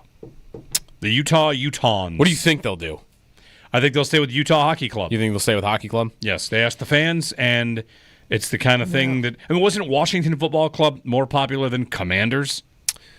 I thought it was or better than Commanders. Yes. But they did change. It is a very... Why did they change? Because why? They want to sell merch, right? Right, Isn't it that's- easier to sell merch when you have a logo? when you have a team nickname and a mascot and Well, they could go Hockey Club, and their mascot could be a mammoth. I mean, think of all Right. the Premier League teams. The Sabres mascot is a tiger. Right. And the Columbus Blue Jackets mascot is a A yellow jacket. a wasp, a yellow jacket. Yeah, it's a blue jacket. Or a sure. blue jacket. So Right. you can still sell merch and have logos. And like the Premier League, you're the Red Devils or you're the Gunners. You still have all that. Yeah. You could still do. So if they want to be Utah Hockey Club, they could still do that. All right. Utah. Utah. That means they'll stick with their color scheme then. Were they Yes. going to do that no matter what? Probably. Like the light blue and white and black. Sabres and Utah will be up against night one of the NCAA tournament. Good luck to them. On Thursday night, yeah. Thursday night. The games. Tournament's going to be tough to pass. The games, of course, start today. You got No, they don't. I know. Dayton. I'm with you. Dayton. Just don't pay attention to Dayton. Every year it's in Dayton too, right? Yes. It's home of the first four. especially the 16 seed games. No offense to St. Francis and whoever that's playing tonight, but come on. 16 seed playing? Who cares? The 11 seed a little bit. If like North Carolina's playing tonight, I don't know. I might watch that only because everyone seems mad that North Carolina is in it in the first place, that they shouldn't have been in it. The West Virginia governor is suing the NCAA because West Virginia didn't get into the tournament. Speaking of which, I sent you that clip of the West Virginia governor complaining about this. Yeah. I learned Legal action. He's taking legal action. I learned something about myself yesterday upon watching the West Virginia governor complain about this. Uh-huh. We all love to complain about sports. We all love to get mad when our team gets, hosed. We were left out, snubbed. I think about, remember when the Saints, of course you remember this. Snub culture. When the Saints didn't go to the Super Bowl because there was that terrible interference call. Yeah, Nickel Roby-Coleman. You're right. They didn't call him for pass interference, and everybody knew. Bad call. Game should have ended. This is a disaster. Yep. And I was on board and thought, that's right. This team got screwed. It's horrible. And the moment that someone in politics started to try and change laws, it's like, I don't want to hear another word about you getting robbed. And yesterday, the West Virginia governor, he walks out there and calls it a robbery on the highest level, like a crime above the highest level. 6 quad one wins. And that was combined with an undefeated record against quad 3, quad 4 opponents. 3 wins against top 10 teams. This is the governor. And the 24th toughest schedule in America. West Virginia deserved to be in the NCAA tournament. This was a miscarriage of justice and robbery at the highest level. Good night. Done with you. Listen, I have family that went to West Virginia, and I like West Virginia just fine. I'll be on board with anybody getting robbed. The moment you get a politician to come out and call it robbery, a miscarriage of justice, it's over. Like, I'm glad you're out. I'm glad you missed. I'm glad they left you out. You can't do it. You cannot stand as the governor and say it's robbery in the highest order. Yeah. You can't do that. hold a press conference. Was the press conference specifically for this? Probably, right? Yeah. The Saints, when that happened against the Rams, didn't lawmakers there try to get the game replayed? Like, get out. Yeah, something like that. Can't listen to it. Not interested. Go do something important. I can't handle it. He also has an adaptation for NCAA, the National Corrupt Athletic Organization. Okay, good one. Good one. On the front of his podium. Really Good one. creative, On the front buddy. of his podium. Go post on a message board. It's on the podium? Yeah. Yep, it's That's on the front amazing. of his podium. Go Wow. post on the message board. Jump into the chat. Make some comments in the bullpen complaining about unfair coverage. Yeah. All due respect to the chat. Take to Twitter, at Right. least. Yeah. Complain where you're supposed to complain. Online. Yeah. Not in the courts. No. Can't do it. Sorry, West Virginia. I have no problem with West Virginia. And North Carolina, of course, getting in with their it is funny. Their athletic director. He was ready to go with the quad wins there. Right, he of knew. course. One quad win. I like how we're now knew what that meant. We're now all just supposed to know what that means. Well, their quad wins was 1 and 10. Like, oh, okay. Yeah. Great. I definitely know what a quad win is. But the West Virginia governor does, apparently. I'm sure a lot of college basketball fans do, but just we change all these measures all the time, analytics, this strength of victory, blah blah blah. Okay, quad wins. Yeah. Great, congratulations. Anyway, tournament starts today, I guess. The one thing you know why you can say it doesn't start today, because you can still fill your bracket out tomorrow. Right. That's true. The tournament starts when you can't fill your bracket out anymore. That's my rule. The other thing about the tournament is now we're going to find out in the next month what the meme of the tournament will be. Or the person caught on camera doing something, whether they're, the little kid crying, the oh my God kid. Mm-hmm. He was born, or his meme was born at the tournament.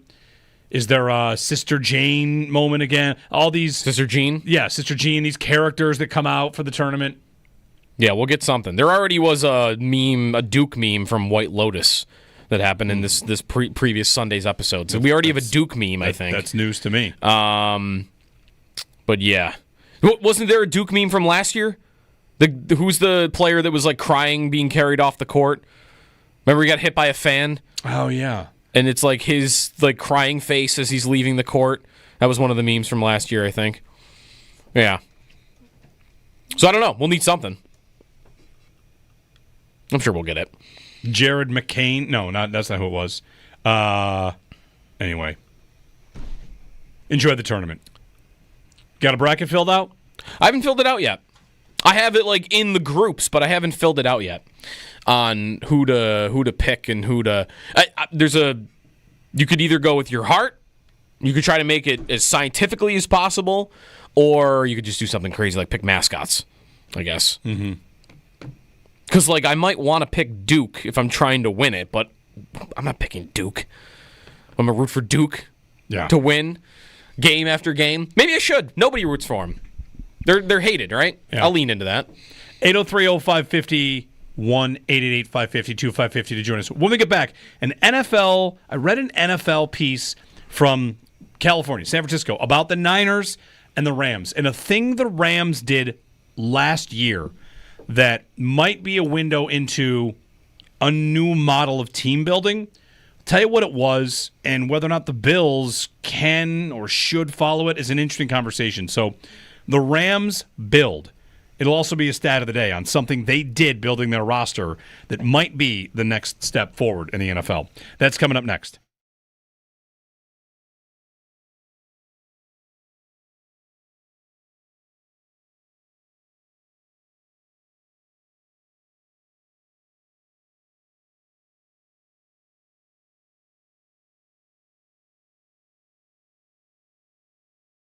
Sneaky Joe DiBiase here. Spring is in the air. Going to get warmer over the next day or two. It's the perfect time to refresh and renew.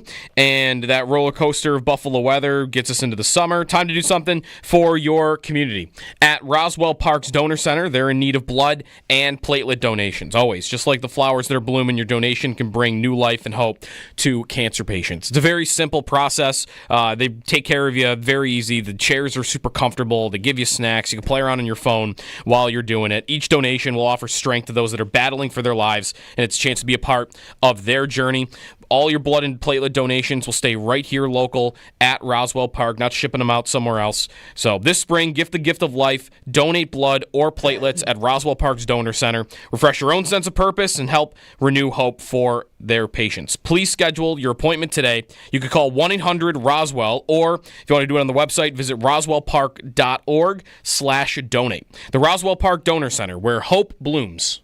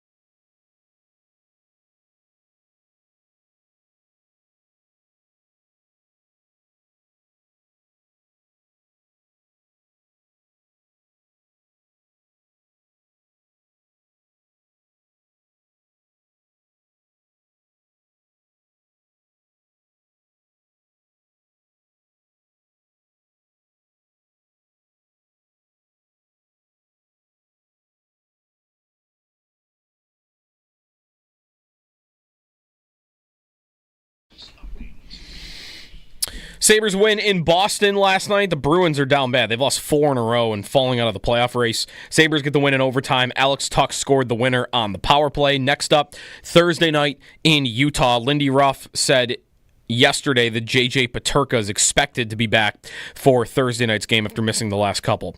Jameis Winston is visiting with the New York Giants as the Giants and all these other teams are waiting for Aaron Rodgers to make a decision. NCAA tournament first 4 tonight. 16 seed play-in Alabama State and St. Francis at 6:40. 11 seed play-in San Diego State and North Carolina at 9:10. And regular season baseball this morning in Tokyo. Dodgers just took the lead on the Cubs. Those are your Paddock Chevrolet sports headlines. Paddock Chevrolet celebrating 90 years of business.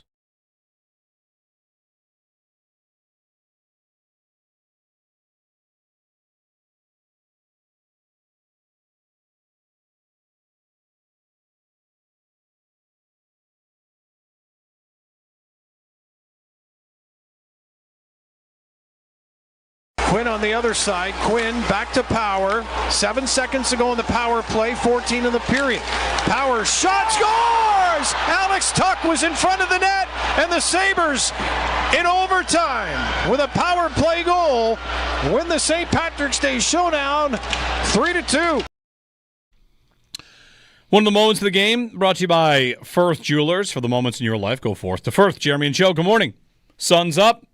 High in the upper 50s today.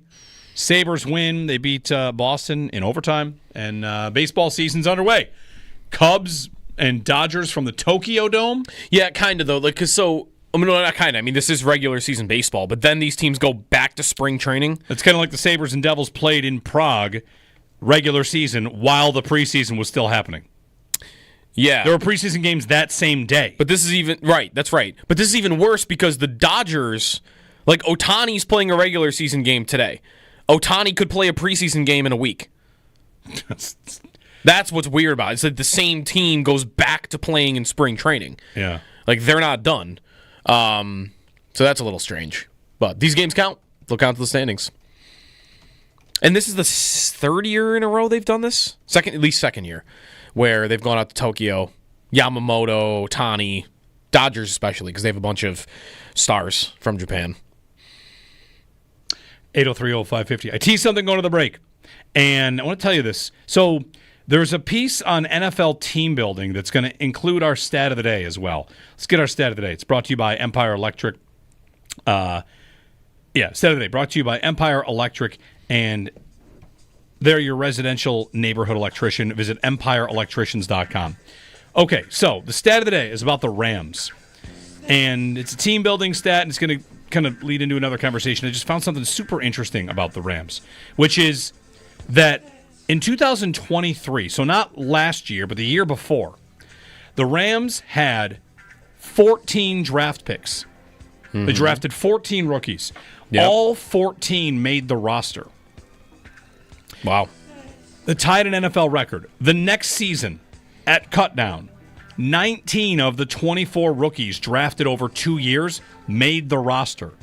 So in 2 years, the Rams, this is one of the funny things about the Rams, and this is one of the funny things about perception versus reality. When you think about the Rams, what do you think about? GM Les Snead? How they traded all their draft picks away. Bleep them picks. Yeah. Don't need picks. Yep. Actually, the Rams are the most homegrown team there is. They have a lot of picks. In 2 years, 19 out of 24 draft picks made the roster. Mm-hmm. And this big article that I read from the San Francisco Standard is where it is, sanfranciscostandard.com. It's by David Lombardi. And it's about the Niners, who, if you've been noticing the Niners, what are they doing? Losing everybody. All these players are leaving. Debo might be the most high profile. Jordan Mason. That was the most recent one. They're just, people are gone. They're talking about trading Ayuk again. Yeah. And the takeaway is, there's a quote in this article from the Jaguars GM. Now, if you don't know the Jaguars GM, he is young. Yeah, he looks like he's 20. Yeah. GM James Gladstone said, if you add a veteran at this point, he could just be standing in the way. We're going to allow these rookies to get a chance to get out on the field and help us this coming fall. And that's what the Rams did. Basically, the team build model from the Rams, and I'm sure other teams are doing it, but the article's just like looking into the Rams, and I wanted to start thinking about this for the Bills. They intentionally left spots open on their roster and did not sign guys because they don't want those guys to be in the way. The Bills have 10 draft picks. It feels a little bold, or you might feel uncomfortable with the idea of, what if the Bills just left 10 positions open? Mm-hmm. The entire secondary is open, or a linebacker and 2 guards. Mm-hmm. Leave them open. There are no veterans in the way. You draft your guys, and then boom, put them in. Because you want to get younger, that's the way to do it. You sign your big money guys, and you let the young pool of talent that is cheap, and there's a lot of it, especially if you have to have a lot of picks to do this. You can't do this with 4 picks. Right. But the Bills, I don't think, are doing this right now. Not that they have to be. But it is definitely interesting because, to me, so much of the salary cap talk is about the guys at the top and how they're not worth it. And the traps are probably with guys in the middle, paying guys that are not huge difference makers big money because you feel safer about them than you would a draft pick. And the Rams would the way that it's wrapped up, this article about the Rams from David Lombardi, LA was willing to lower its short-term floor so that it could raise its long-term ceiling. In a young man's league, the fresh upside of drafted talent, even if it needed some time to develop, was king.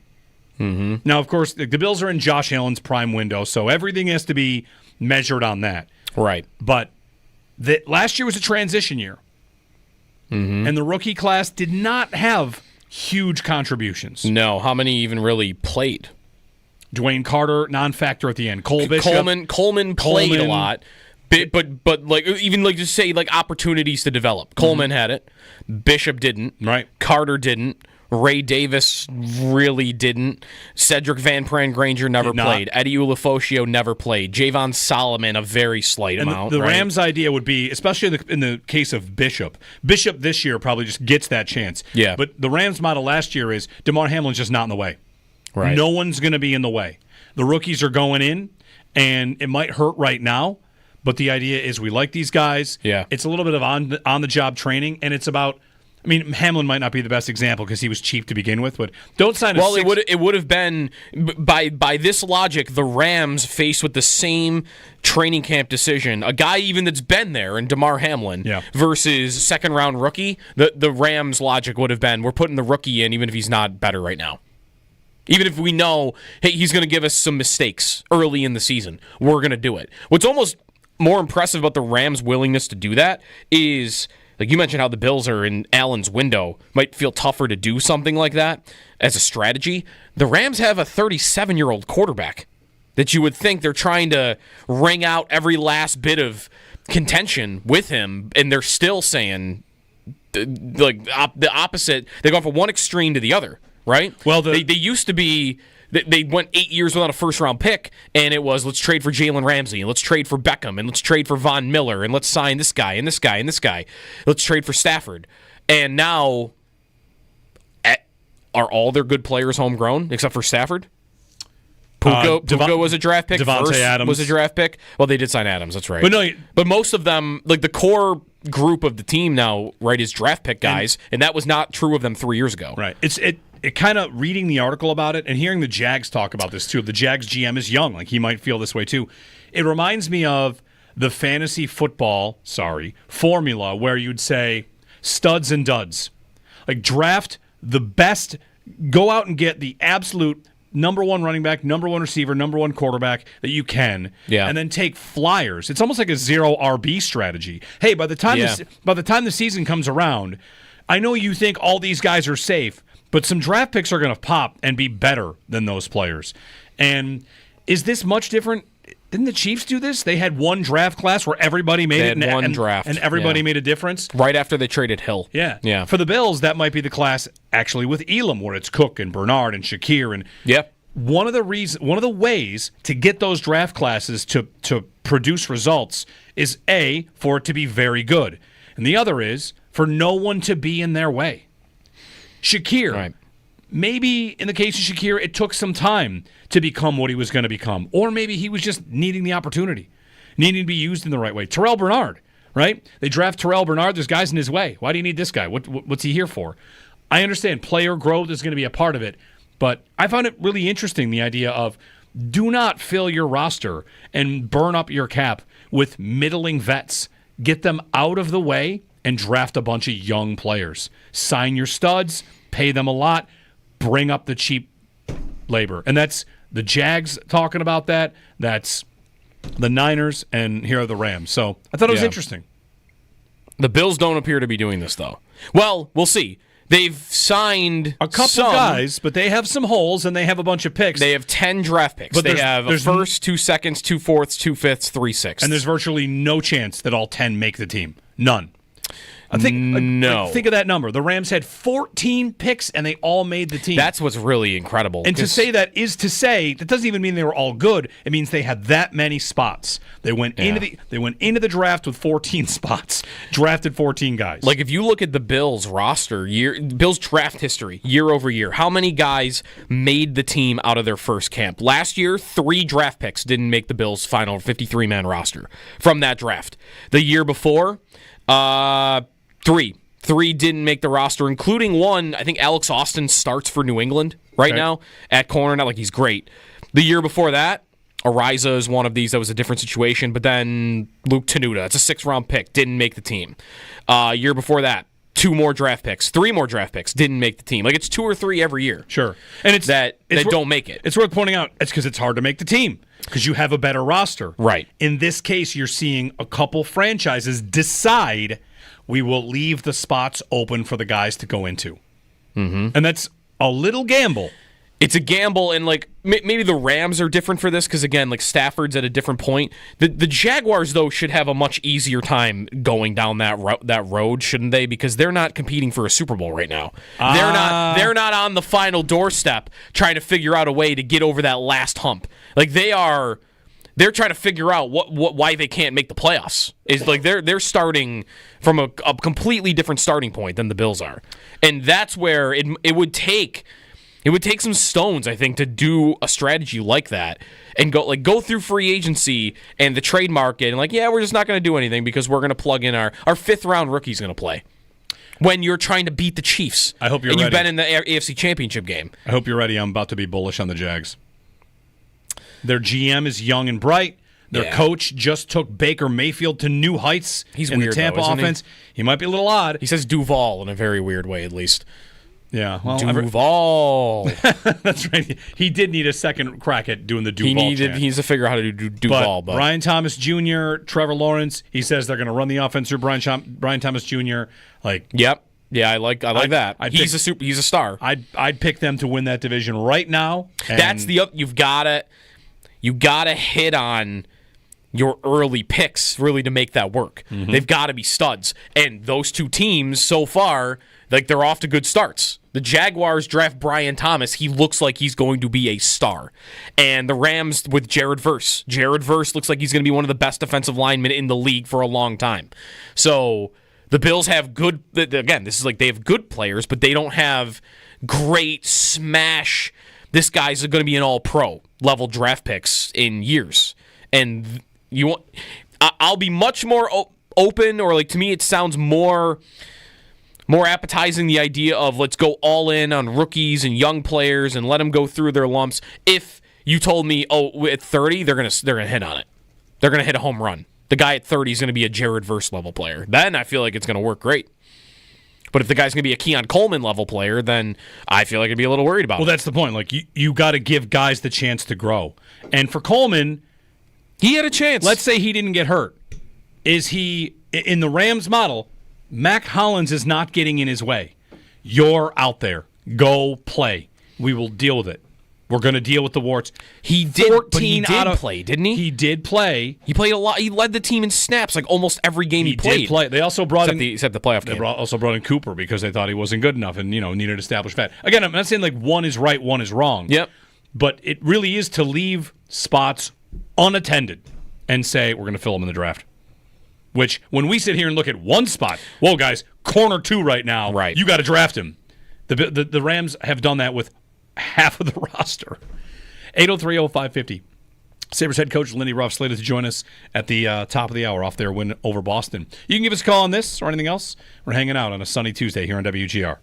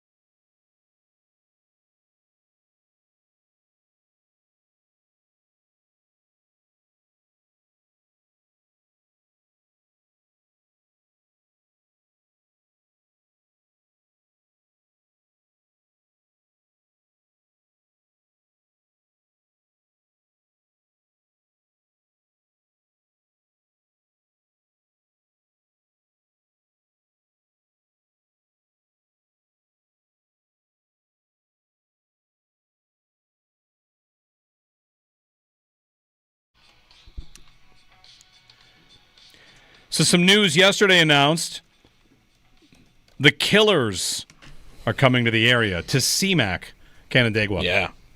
I'm pumped for that. I've seen Good venue, too. I love that venue. Yeah, I haven't been to that since, boy. To CMAC? Yeah. I went last year. Probably, I go like once a year. I think the last probably. time I went would have been in the 90s. Wow. Yeah, it's been a long time since I've been there. Probably been maybe 2000. Updated since then. In theory. Yeah, so I think. So the Killers are coming there August 2nd. And yeah. I've seen the Killers. I think I've seen the Killers 4 times. Yeah? Yeah. I have not seen them. What was the most recent time you saw them? Oh, boy. They're still going to be good, I think, right? Yes. Yeah. I saw them. Hold on, I can tell you in a moment. When the album Battleborn came out, that's when I saw them. I mean, they're still in their 40s, so they should be. That's 2012. So I saw them in the neighborhood of 2012. All right, is the last time. That's a long time ago. They're a band I would leave my house for. I have a joke with a couple of my friends. Hey, you want to go to this show? Like, I don't know, man. I'm not. There's like 5. There's like 5 bands I would leave my house for. Not that many. And hey, the Killers are one of them. So and so's playing this place. I'm not leaving my house for that band. Nope. Sorry. I mean, this isn't just. I mean, it's not like it's super far away, but this is a little bit of a hike. No, I'd leave my city for this one. You'd leave the city for I would. it, that's what I mean, yeah. I'd go see him again. How many of those are there? Just 2? 1? There's probably a couple. Throw some at me. You know, am I leaving my house for? Weezer. No. That's just the first band that came to mind. mind. Owen has submitted Greta Van Fleet. No. No. Are they playing at the end of my street? That might be, you know, maybe I'll walk down the street. Zach Bryan. Yes. I left my house for Zach Bryan at KeyBank Center a couple months ago. Would you leave the city for it? I don't know. I left the city twice to see Taylor Swift. Not bad. And once to see John Mayer. Is there another one? That might be it. So the Killers, will they play the shout song? Will they shout out the Bills? It's Canandaigua. They should know. Just saying. No, if they're playing the stadium, then maybe. Then definitely. But I would bet against it. 803-0550. Sabres head coach Lindy Ruff. When we return, we'll check in with him on the Sabres win over Boston last night, and keep chatting all things Sabres. Jeremy and Joe on WGR.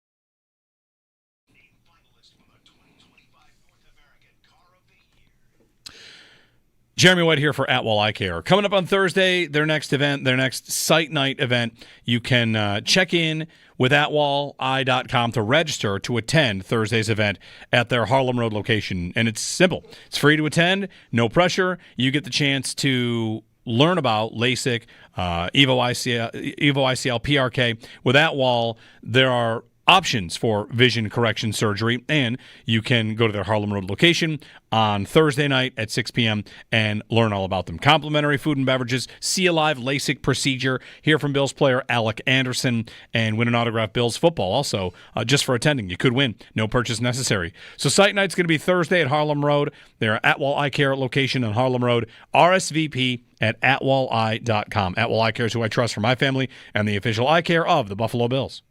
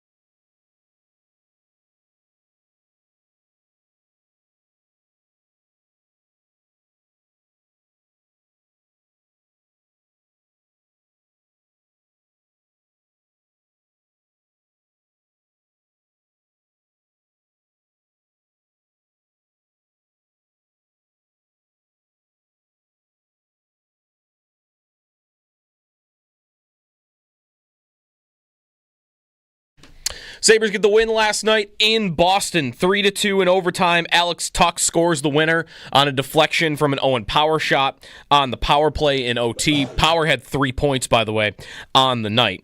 The Sabres' next play in Utah. That'll be a 9 o'clock puck drop on Thursday night. To football, Jameis Winston is visiting with the New York Giants. The quarterback market has slowed as teams seem to be waiting on Aaron Rodgers, but Winston visiting with the Giants potentially is their plan B. NCAA tournament first four is tonight. 2 games, 16 seed play-in, Alabama State and St. Francis. First tip for that game at 6:40. 11 seed play-in, San Diego State and North Carolina at 9:10. Both of those games are being televised on True TV. And regular season baseball this morning at the Tokyo Dome. Obviously in Tokyo, Dodgers and Cubs, 3-1 Dodgers in the bottom of the 7th inning.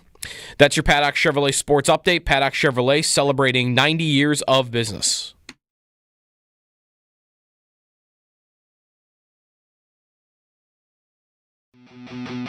It's time to talk Sabres hockey. Big changes at KeyBank Center. Let's hear all about it. Coach Lindy Ruff is being brought to you by Firth Jewelers. For all the moments in your life, go forth to Firth. And by Catholic Health, the right way to care. Now, with head coach Lindy Ruff, here's Jeremy White and Joe DiBiase.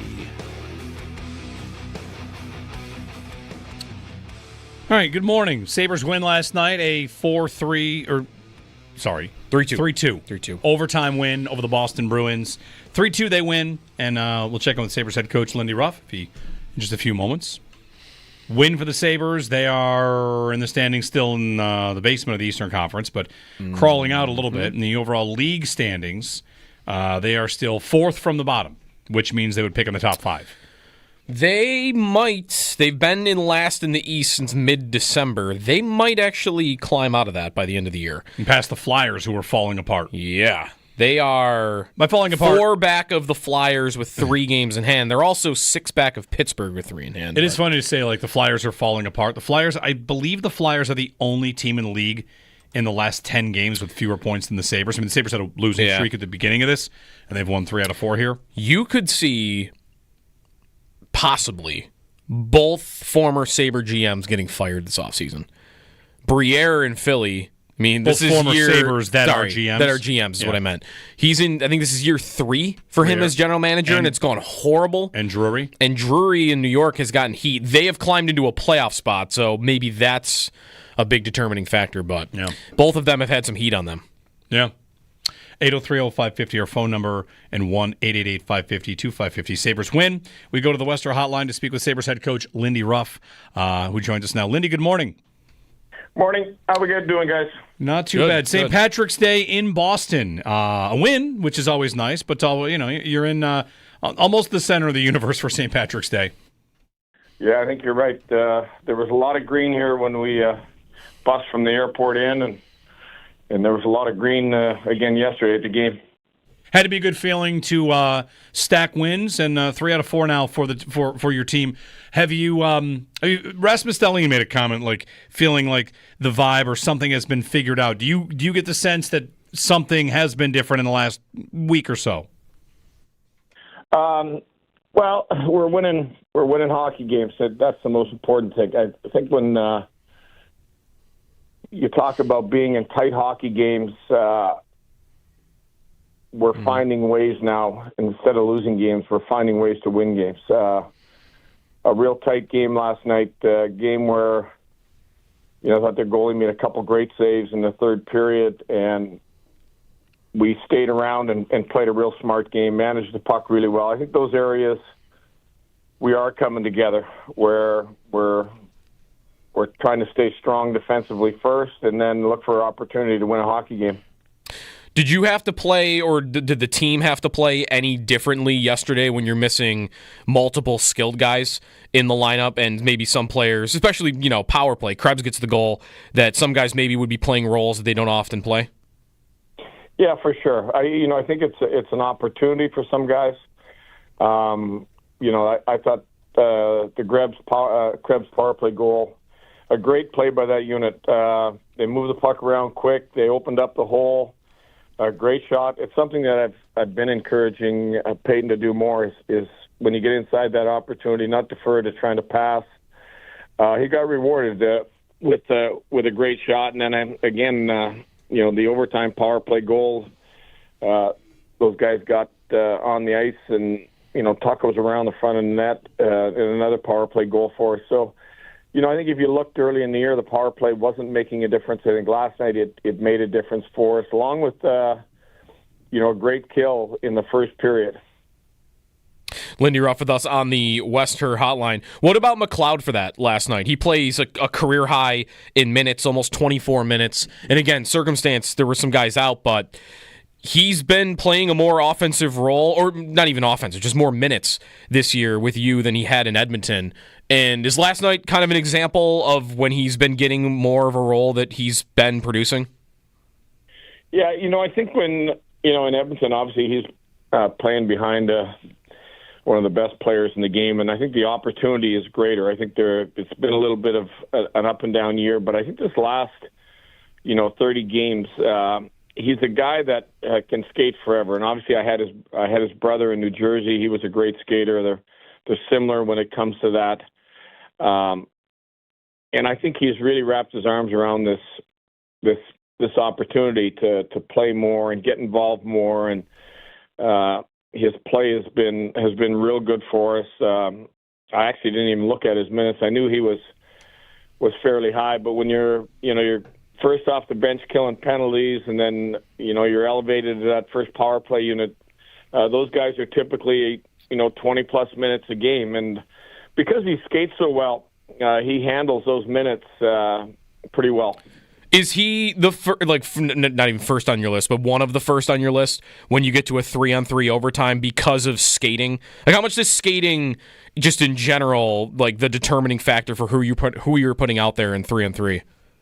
It really is.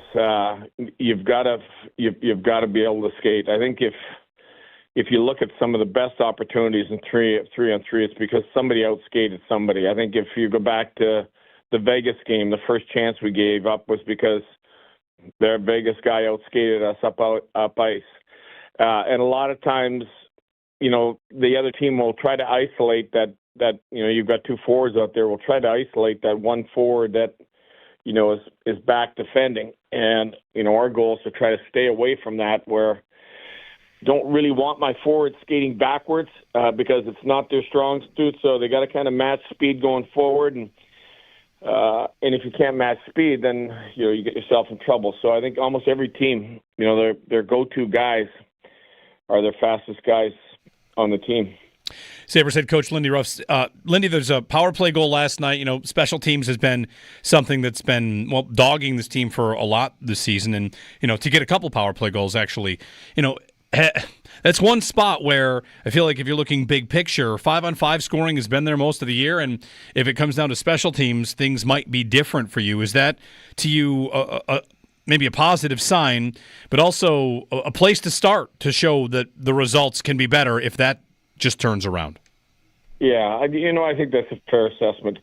I think if you go back to early in the year, there was a lot of games where even late in the game, let's say we got into the last 10 minutes, we've had a power play that, could have made a difference, could have scored a goal that either would have tied the game or won the game for us. The disappointing part was we didn't get the job done. And I think there was a lot of cases early on even, too, where we gave up that shorthanded goal at an inopportune time that hurt us even worse than not scoring. It's something that we work on every day. I think the units have been switching. We've changed our mentality a little bit with our penalty killing. We've worked on that now a lot more.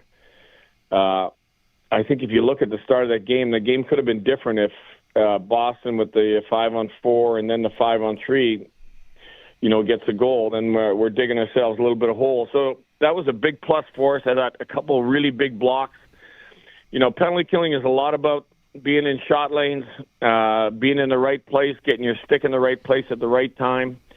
And I thought, again, our guys did a good job last night with defending those first couple situations. And then, like we said, I think the power play has been a work in process all year, and maybe we're getting some dividends now. But it's an area that every team probably relies on to win a lot of hockey games. Lindy, last night, Tage takes a hit from Zadorov, and Greenway jumps right in. Saturday, Krebs did that same thing. And we had talked a lot about this with you after the Devils game with the Tage incident a little over a month ago. Do you feel like you've seen some growth in that department since we talked about that with you about a month ago?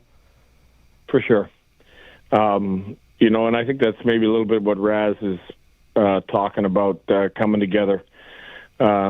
The instant message, the instant support for a teammate when something like that happens. What Grainer did is the response we want to see, and the outcome of that, if we get an extra penalty or whatever happens, we'll kill that off. I think if you look at the Krebs play, I don't think we gave Vegas a shot on goal, and I think that when you're killing off a penalty of emotion, and that's an emotion penalty, it's a penalty for a teammate. A lot of times you kill those off. You don't kill off those lazy stick infractions. And I didn't like, I'll just say this right now, I didn't like the penalties we took. I didn't like the penalty we took to make it 5-on-3. That's not a penalty we can take as a team if we want to win hockey games on the road. The second penalty in the 5-on-4 last night. But the coming together and sticking up for us is something that the growth has been there. It's something that is a must on our hockey club. What did you think of the Kulik hit, by the way? He does get hit in the head. I don't know if the player jumped or anything or left his feet, but still, it was a head. It was a shot to his head. Yeah, it was a devastating hit, obviously. I can argue any direction. He's a defenseless player. I think it has to be a little bit like football now, to be honest. I think they've done a great job in the NFL of protecting the receivers, of trying to protect the receivers from headshots.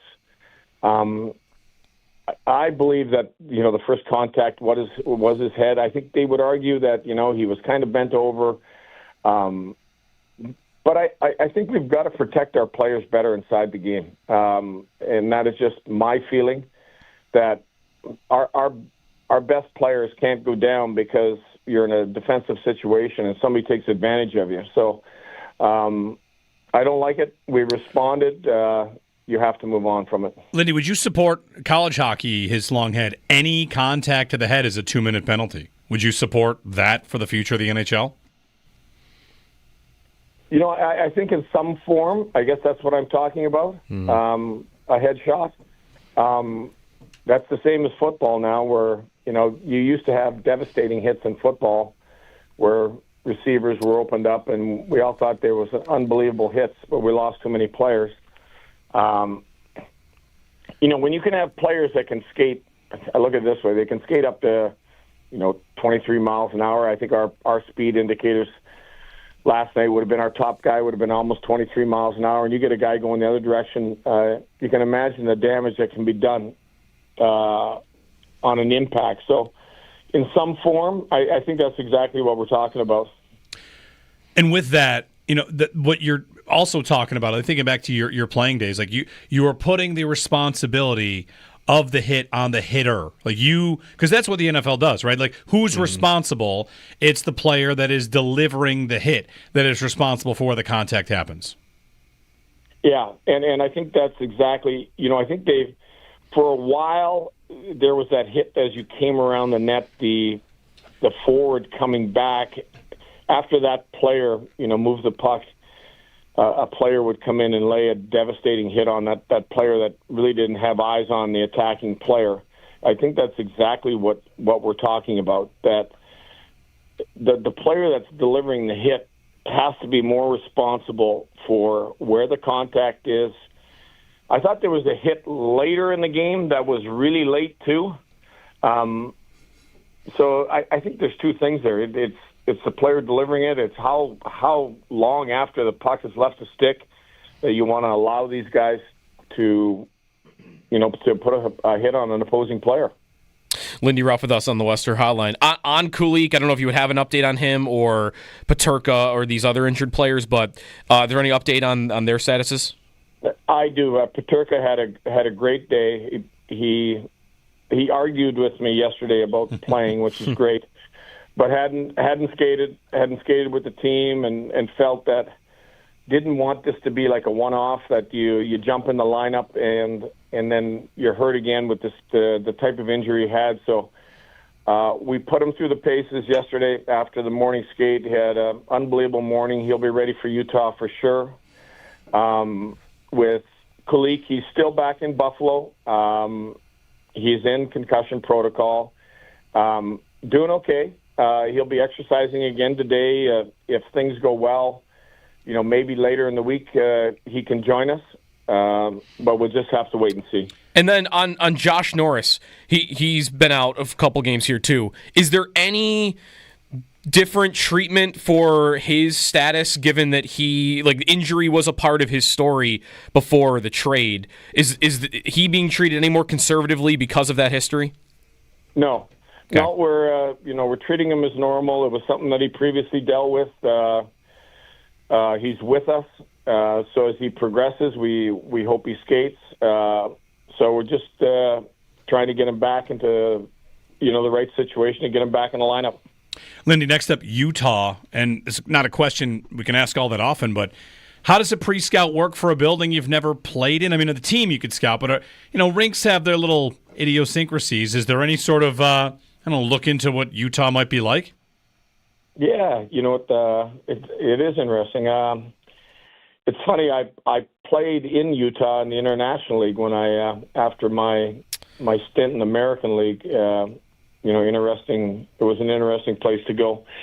But you're right about buildings. I mean, when you come to Boston here and you think about ripping a puck around the glass and you got the stanchions that it can hit and the different reactions in different buildings, how the puck reacts off the kickboards, and it'll be a building and we'll get in, practice in, and then probably morning skate to get a good feel for it. But great city to have a hockey team in. All right. Sabres head coach Lindy Ruff. Lindy, thanks for the time, and best of luck in Utah. Thanks, gentlemen. Yep. Thanks, Lindy. Sabres head coach Lindy Ruff joining us on the Western Hotline as we chat every Tuesday morning there. The head hit stuff, I mean, it's there if the NHL wants it. Yeah. But that, college hockey, if you hit the head, contact with the head, yep, penalty. That's basically, he brings up the NFL. Principal point of contact's the head. Penalty. Doesn't matter how you hit him. Mm-hmm. Doesn't matter. In theory, right? It's not supposed to matter how you hit him. Did you hit him with your head? Did you hit him with whatever? You hit the dude in the head, it's a penalty. Yep. And in the NHL, it's still, did he have his elbow up? Did his feet leave the ground? Was he charging? There are all these different qualifiers to whether or not it should actually be a penalty, which makes it open, I think, to there's a way to blast a guy in the head and not get a penalty for it. It's funny, on the scale of this, at the one end is the NFL and the one end is the NHL. You're sitting here saying how the NHL, we ask all these questions on did the player deserve the hit, and in the NFL we are just starting to do that with the quarterback slide, are we not? Well, oh yeah. Wasn't there something about that recently? I want to see a change to the slide. I want to see the quarterback be held responsible for trying to draw contact to the head. And Trevor Lawrence was the one that was the most recent, where the guy got suspended for 3 games, and we've seen quarterbacks weaponize the slide. I don't think hockey players are doing that, and obviously they're not doing that because they're not getting penalties called just for contact with the head. But there's a spectrum here, and many think the NFL has gone too far. Some might not think the NHL has gone far enough. Mm-hmm. But of course, I understand what Lindy's saying there. I don't really disagree. You can go watch great college hockey games, and if there's any contact with the head, penalty right away. Yeah. Think about college football. Many people think football too far. Oh well, they targeting. They throw guys out. Right, you're out. You're out of the game if it looks like you went for the guy's head. So we have the two sports in town and different ends of the spectrum on how they approach head hits. The quarterback slide thing I saw, I did see something on that. Did you see this? It was earlier in the offseason? Probably not. I'm eager to see. Right. No, you're not going to be eager. No? No. There should be a change. There is a change coming. Adam Schefter earlier in the offseason said, for all those complaining that Patrick Mahomes gets too many calls, relief could soon be on the way. NFL replay assist is expected to expand this offseason into plays that could include the quarterback slide, league sources told ESPN. So they are going to be looking at it further, but they are going to be doing it in the form of replay. Well, listen, they need rules, which means Gene's territory is going to tell me how the slide started. I remember that. Right. That happened. Schefter reported that Super Bowl week because that was leading into the Chiefs' narrative about getting all the calls. Contact with the head, you brush the head, you brush the helmet in the pocket, that's different. I want to see you're out, you're in open field, you're sliding short of the sticks, right within 2 yards of a linebacker to try to get that call. You're not getting that call. That's what I want to see. We demonstrated many times. I showed clips back when this went off, whenever Lawrence got hit. Allen slides to protect himself. He's very good. He does slide, and when he does, he turns his body and he goes flat. No more second base slides on a stand-up double. It's not a stand-up double if you're sliding, but you know what I mean. No more sliding pop-up slides from the quarterback. You got to go all the way down, and it's on you to protect yourself when you slide. I think Allen does a great job at it, and some quarterbacks don't. So, anyway. See, this will be a weird combo, though, with the head part, because we just kind of said even that the league now is, it doesn't matter how in what context you hit the guy in the head. If you hit the guy in the head, it's a penalty, but maybe not in this one instance now. Yeah. This will be the one instance where it is on the ball carrier. Because you're drawing them into it. That's really what it is, right? Yeah. You are baiting them. You want them to hit you in the head. Oh, Allen does this on the sideline all the time. Yeah. So does Mahomes. They weaponize that flag. And that's what's different about hockey. There's no circumstance in hockey where a guy would be drawing in a head hit like that. You might die. There might be a guy who dives or embellishes. There's another question. Should the NFL include an embellishment penalty? Because you don't have to call it all that often. Just the threat of it. I mean, I might would bring diving from quarterbacks down a little bit. Just the threat. Throw that flag one time. You'd be afraid. Right now, there is no fear from a quarterback embellishing a call. No, none. Can I say no because I feel like Allen would get popped for that a lot? He'd be popped one time, and then he would stop. And then he would stop doing it. Right now, there's no reason not to. There are plenty of people that do a thing because there is no penalty. As soon as it's against the rules, all right, I'll stop doing that. Mm-hmm. Anyway, interesting stuff there from Lindy on head hits and that Kulik. Hopefully that was a intense hit. Working back up the wall, guy comes down like that. That if you are a player in the league that wants to blast somebody, that's the spot to do it. When a guy is working back up, because who's covering him? It's the defenseman down low. So as he's working up, like Howden, the guy who delivers the hit, his man on that play is the point man, and he comes off his own guy to come down and blast Kulik along the half wall. Like it's not quite targeting. But in a way, it is. In a way, it is. You know the guy's going to work back up towards you, and it's kind of like a blindside hit in football. You are targeting to hit him in a spot you know he's not going to be looking for you. And that's what makes it especially dangerous. This is where, of course, people will say all the time, well, keep your head up. Right. Now, worth pointing out, that might be that could be something Kulik learns from this is there are guys in the league that if I'm going to work back up the boards like that, I need to be mindful that there could be a few guys in the league that are going to blast me for it. Oh, yeah. 803-0550 and 1-888-550-2550. Jeremy and Joe, good morning. All right, when we get back, I've got a couple different things for you. The Netflix Christmas news. There's a report on Netflix Christmas news. Mm-hmm. We should look into the Bills' schedule. Yesterday, Mike and Chris were talking about the Bills' home schedule. Final season at the stadium. I might be ready to give you a hot take on the road schedule. If you haven't looked at it or don't quite know it, hang on for that. So the Netflix Christmas news, Bills road schedule. I also have a stat on Rory for you. We already did our stat of the day, but I got another stat on Rory. Anyway, All that with your phone calls. Give us a ring if you want. You can hang out with us. We'll check out what's going on in the chat. I have one of the strangest comments ever in the chat that has appeared today. We'll get to that as well. It's all coming up on WGR.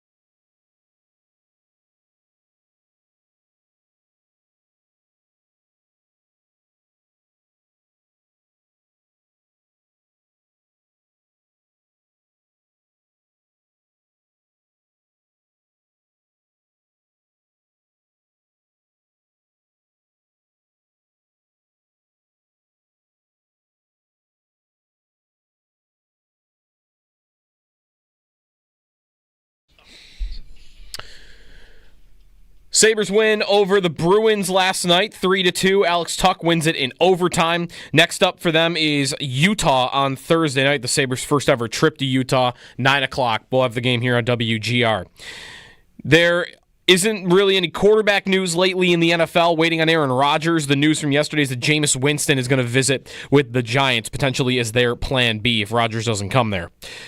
To the NCAA tournament, Alabama State, St. Francis, that's the 16-seed play-in tonight at 6:40. San Diego State and North Carolina is the 11-seed play-in just after that at 9:10. Dodgers and Cubs opening the Major League Baseball season this morning in Tokyo. It's 3-1 Dodgers in the top of the ninth. Shohei Ohtani just hit his second hit of the game, standing on third. Those are your Paddock Chevrolet sports headlines. Paddock Chevrolet celebrating 90 years of business.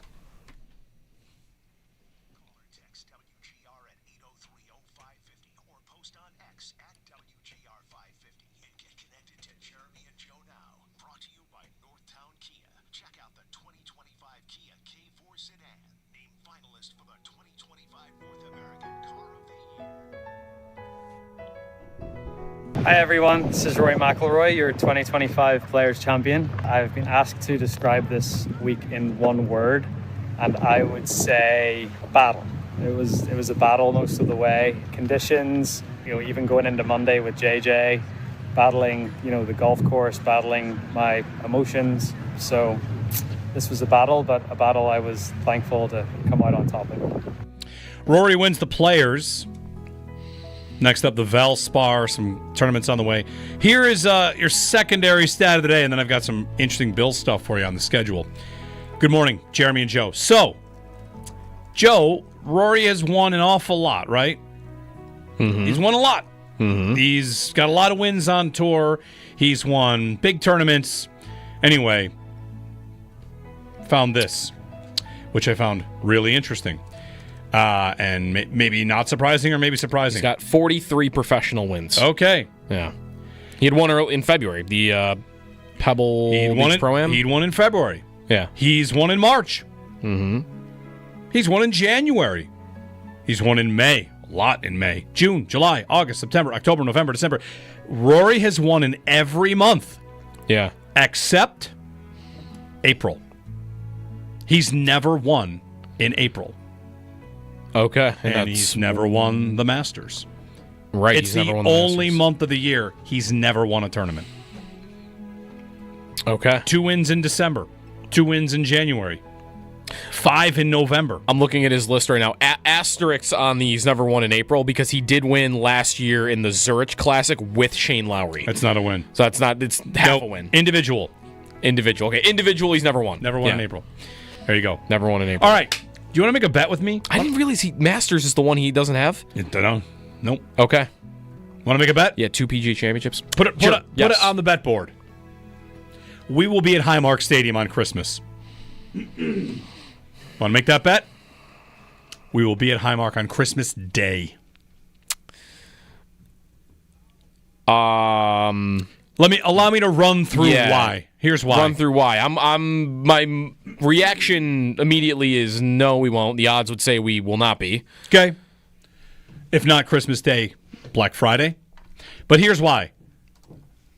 I saw yesterday, what day of the week is Christmas this year? Answer. Is it a Thursday? It's a Thursday. Yeah, because last year was a Wednesday. Last year it was a Wednesday and they did a doubleheader. Yeah. So they'll do a doubleheader. And what else happens on Thursday? Amazon. Thursday Night Football. Mm-hmm. You're looking at a Christmas triple header. And then a game on Black Friday as well. So we'll have 3 games instead of 2? Did we have 2 last year? We had 2 on Christmas Day. Yeah. On Wednesday. Yeah. So will there be a triple header? Will Amazon have Thursday and Friday? Well, wait a minute. They doesn't Netflix get the Christmas? Netflix gets a double header on Christmas. On Christmas, and then Amazon is getting the night still game. Want the? Is there a Christmas night game? Because they'll say we get Thursday Night Football. This is a Thursday. I don't care what day it is. Right. So we'll just go Amazon. Netflix at 1 and 4, and Amazon at 7.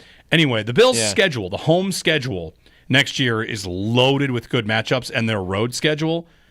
The hot take I was going to give you is: should they go unbeaten on the road? The Bills? Yeah. I know all their hard games are at home. Here are right? their road opponents. Yeah. Division, Atlanta, Carolina, Cleveland, Houston, Pittsburgh. What are you thinking? You could run the table on the road. I'm thinking 7-1 would be like, okay. Yeah. At home is the tough one. Here come your primetime games or 4 o'clock games. Cincinnati, Philadelphia, Kansas City, Baltimore. Mm-hmm. Those 4. Should we put all 4 of those as 4 o'clock or later? Yeah. All of them. All their most interesting games are all home games. Yep. And I'll see you on Christmas Day for Bills Bengals.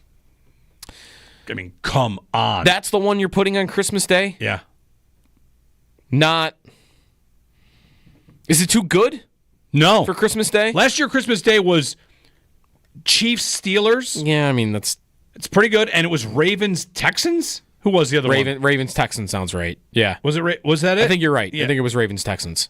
Ravens won by 100, right? They did. Yeah. They blew them out. Those were good games. Houston The Steelers game was a good game. I mean, the Steelers are the Steelers. The Steelers are the Steelers. They're a brand. You want to play the Steelers on Christmas Day again? They probably won't play on Christmas Day again. No. I will be planning to be at Highmark on Christmas Day until further notice. The AFC. The NFC's got a couple more juicy matchups. Washington being introduced, maybe Chicago, Detroit's still there. Yep. The Cowboys, the Eagles, but last year the doubleheader for the AFC on Christmas. Maybe it's a doubleheader for the NFC on Christmas, and I'm wrong. But between 3 games on Christmas Day, possibly, and then Black Friday. Well, they also they won't have a game on New Year's Eve or Christmas Eve, right? On Wednesday, I don't think they played Wednesday last year. They did. I don't think they'll have a Wednesday game on Christmas Eve. All right, Netflix would have to say, hey, why don't we did Wednesday last year. We'll throw another one in? Wouldn't Christmas Eve be a big ask? Listen, Christmas, if you're going for the holiday itself, what time does it peak? Christmas Eve into Christmas morning, and by 1 p.m. I'm looking for something to do. Yeah. Or a game to put on television. You tell me Christmas at 8 p.m., I can't be watching a football game. So they can't play all these holidays. We think Christmas is more likely than Black Friday? They've not been in the Black Friday Well, game. there are 3 games on Christmas and there's one on Black Friday. Yeah. Mm-hmm. Yeah, odds would be better. I'll bet no on that. Yeah, we'll put it up on the bet board. I'll bet no. I get Christmas, you get no. Does it have Even though I does it agree, have to be, they would, like, them on the road is not going to happen. So I guess for me, it's just thinking they're not going to be playing on Christmas. They want to play on Thanksgiving. Right? They like playing on Thanksgiving. Haven't they kind of said that? They like playing on Thanksgiving. They get to be home with their families for the weekend after and celebrate it then. And they didn't play on Thanksgiving last year, so I might, and they're not going to play on Christmas and Thanksgiving. I almost feel like Thanksgiving's more likely. They like it. 3 games on Thanksgiving. Are they finally going to be home for Thanksgiving? That's the thing they haven't done. Yeah. How about Bills and Dolphins? Thanksgiving does not need to be a big juicy game. Bills, Patriots, Thanksgiving. You don't want to do division, though, right? Bills and Saints. There you go. Already did that. You're going to come here this time? Yeah, the Bills Saints Thanksgiving Classic. We're going to make it a tradition. Every time the Bills play the Saints, it has to be on Thanksgiving. New tradition. All right, I'm into it. Bills Bucks. That works, right? Bills Bucks on Thanksgiving. Bucks are interesting, aren't they? I have them on my list here. By the way, that's right? Yep, they're on the list. That's appealing enough. Tampa, they're fine. They're good. I do think we have dodged the big home game, big moment. I mean, there have been big home games, no doubt about it. But this year is the one where, I mean, the 4 best games of the year, and maybe more than that, are home games. Yeah, Ravens, Bengals, Chiefs, Eagles. I mean, how many? That's the top 4 draw. Well, 3 of the top 4 draws in the league. Who's the other one? Detroit? Is Cincinnati not? Oh, Cincinnati is. They definitely are. Yeah. Over. I mean, we'll see what kind of season they're having. Maybe get that out of the way early. So the Cowboys are still the Cowboys. True, I guess, but 803-0550. CJ in Buffalo quickly on this. Hey, CJ. Good morning. Hey, guys, real quick. I don't know if you guys know the answer to this or not, or if there's a way to look it up. Are the Bills not the most viewed team in the NFL on major holidays? 5 years, maybe? They're one of them. I mean, the ratings for Bills games have been very, very good, yeah. Yeah. That was all I have for you. Yeah. I mean, I think they're a great candidate to go on Thanksgiving or Christmas. And they've done Thanksgiving 3 times. They've not done Christmas. And they've also not hosted these games. Right. And here's another. I don't think people want them to host it, though, right? Wouldn't fans rather have it on the road? It doesn't matter what people want. I know it doesn't matter, but like, wouldn't fans rather than be on the road? Yes. Bills fans would? Yes. One other thing. What does television love? Snow. The Bills are going to be home for one of those 2 days. Christmas or Black Friday. Mm-hmm. Let's get the Bills in some snow. Is that going to be, what is that, week 16? Do you have that open? Week 17? 15, maybe. Okay, if it's that early, then this wouldn't be the case. I'm wondering if it's possible that could be their final home game. If they were to play on Christmas. Like, end the stadium on Christmas Day against whoever. But if that's week 15, that's probably a little early for that. It'd probably have to be 17. Last year, they closed their last 2 games on the road, right? Okay, so week 16 then could work for that? Last 2 games on the road or last 1 game on the road last year? Last 1 game. They beat the Jets in week 17. But they've definitely finished road before. Yeah, they have. Last home game ever at that stadium, at the Highmark Stadium on Christmas. Good idea, bad idea. That's a great way to put it. The last game, playoffs. There's going to be playoffs. That's right. In theory. In that way, because we assume they're going to win the division, that might not even be a special part of the schedule when it comes out is, who are they going to wrap up the season against or wrap up the stadium against? Because nobody in their right mind is going to believe that their last home regular season game is going to be their last home game. Yeah, so it's the Saints. Sure, right. Just put whatever you want in there because it doesn't even end up mattering. Remind me, Kellen Moore. Say, who took the Saints job? Kellen Moore. That's right. Kellen Moore. Still Derek Carr. 803-0550, 1-888-550-2550. As a goalie when we return, there's a goal in the game last night. I texted the fellas. I'm like, I'm going to talk to Owen about that one. As a goalie, we'll do that when we get back. Get a breakdown of Ukko-Pekka Luukkonen, who had a pretty strong game overall for the Sabres in their overtime win. Jeremy and Joe on WGR.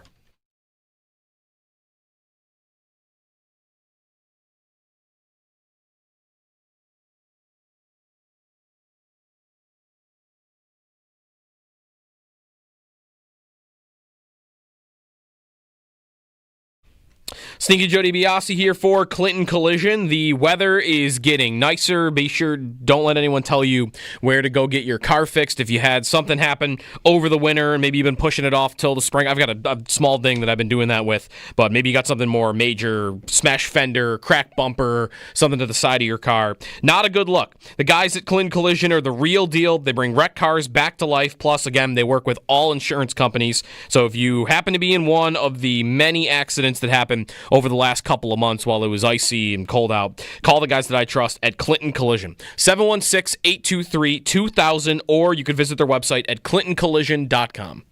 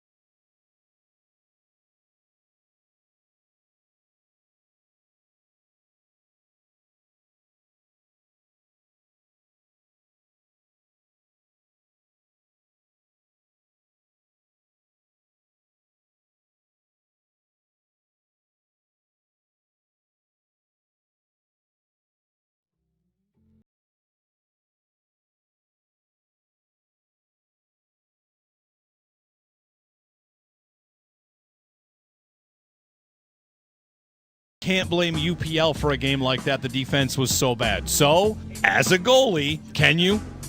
Yes, is the easy answer there. If you look at a game where you get 29 shots on goal against and give up 7 is not good. It's only a game. Why do you have to be mad? That is where you start getting into goaltending is voodoo. You're listening to Jeremy and Joe on the home of the Sabres, WGR Sports Radio 550. All right, as a goalie, breakaway goal last night. Samuelson gets beat. He gets back, gets his stick kind of, around the geeky.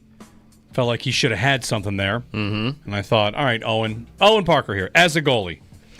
How much are you reading what the defenseman has done there? That's the point I wanted to come on and make. I've seen a lot of, what is Luukkonen doing on this play? This is Samuelson all day. He's coming back, and you see as Samuelson first gets him and hits his stick, Geeky loses the puck for a second. I thought Samuelson was going to get it done. It's like he had 2 really good cracks at getting it. Exactly, and that's what UPL's reading. UPL is going, all right, he's got him. All Geeky can do is just shovel this puck at me, which is what stops UPL's backwards momentum, and then that's what leaves him, sitting on his butt in the crease looking like a fool, is Samuelson just waving the wand at Geeky and not making a play at the puck. I've seen a lot of UPL was bad on that, and I thought he was really good last night. He did a really good job of settling down after those first 2 goals and keeping them in that game, even though he didn't have a lot of work.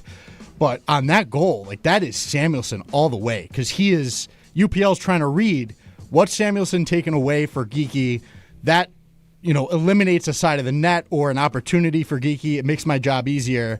So he sees Samuelson almost make the play, and then doesn't make the play, and that's how UPL ends up looking like he does. Yeah. And I think that's entirely on Samuelson. You say he's thinking all this guy's going to be able to do is shovel the puck, so he's kind of playing for the little change up nub. Adam, make sure you don't get beat on that. Exactly. He's just trying. He sees all he can do is shovel this. I'm going to stop my momentum coming back, take away more net, be closer on this puck. And Geeky's going to be screwed because he can't get around me because Samuelson's got his stick on his stick. And then, ninja dust from Samuelson, and that's it. Mm-hmm. All right. I mean, I thought it was a pretty soft stick from Samuelson myself. You were there twice. Yeah. His stick, which remember was once called the Viper. I looked that up. That was true. Darlene used to call it that. He called Samuelson's 2 years ago the Viper? Yeah. And now... nothing. Now it's the... I don't know. I don't have a name. It's one of those wooden snakes. The little wooden ones with the string in the middle. Is it Office Space? So what do you do here? Samuelson? That's the Office. Yelling at Creed, I think, actually. A buyout. He's a big buyout candidate, right? Because they could buy him out and save a lot of money. 10 years, $700,000 per year to buy him out.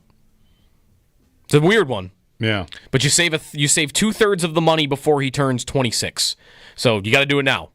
Or if you think you could trade him, what? But that's the thing. Who would watch him play and think, oh, I want that guy for $4 million per year for the next 6 years, 5 years?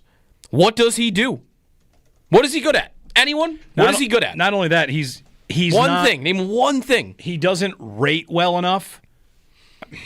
Maybe this is wrong, but my thought was he doesn't rate well enough to have a coach come in and say, okay, you got to fix that guy.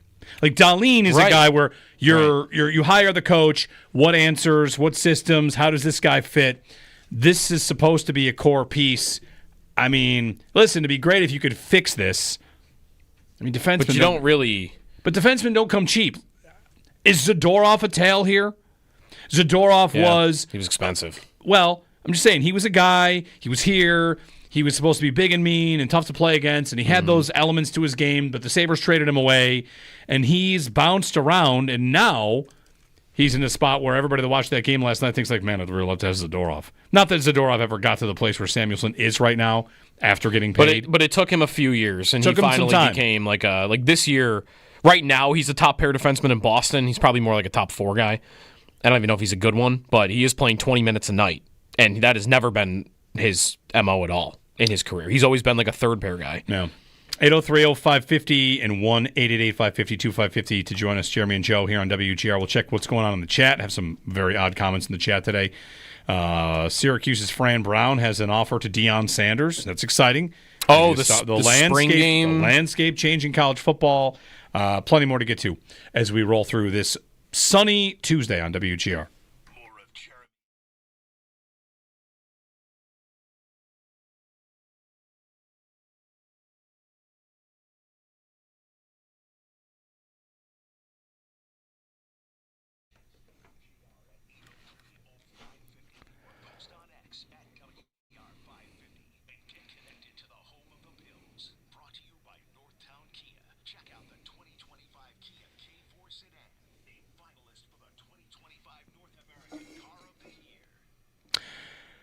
Jeremy White here for FanDuel Sportsbook, official partner of WGR. How about a dog of the day? Jackpot. That's right. FanDuel's turning the excitement up higher for college basketball. Through the first 2 rounds of the tournament, bet on the lowest winning seed of the day. You will win a share of $1 million in bonus bets. That's an upset you will not be upset about. FanDuel's the best place to bet on the tournament. You can bet everything from spreads to money lines, team totals, so much more. There's live wagering as well. Make a bet at halftime if you got a vibe about somebody turning it around. But for the dog of the day, it's money line to start. Visit FanDuel.com/white and back your dog of the day. It's March. Anything can happen. 21 plus and physically present in New York. Opt-in required. Winning pre-live moneyline wager on lowest seed required. Each $1 million jackpot to be split equally among all eligible winners. Bonus bets are non-withdrawable and expire 7 days after receipt. Restrictions apply. See terms at sportsbook.fanduel.com. For help with a gambling problem, call 1-877-8-HOPE-NY or text HOPE-NY.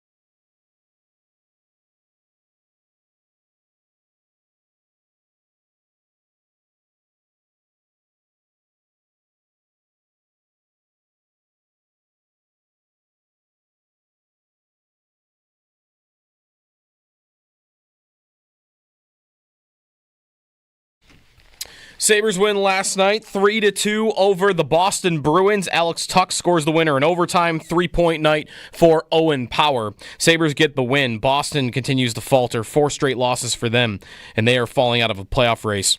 Sabres next up, Utah on Thursday night in Utah. First trip ever there. We'll have pregame starting at 8 here on WGR. Jameis Winston visiting with the New York Giants yesterday as everyone continues to wait on what Aaron Rodgers is going to do. There are rumors about Minnesota for him, as well as Pittsburgh and, of course, the Giants. Vikings, by the way, releasing their starting center Garrett Bradbury yesterday to create cap space. NCAA tournament, first 4 is tonight.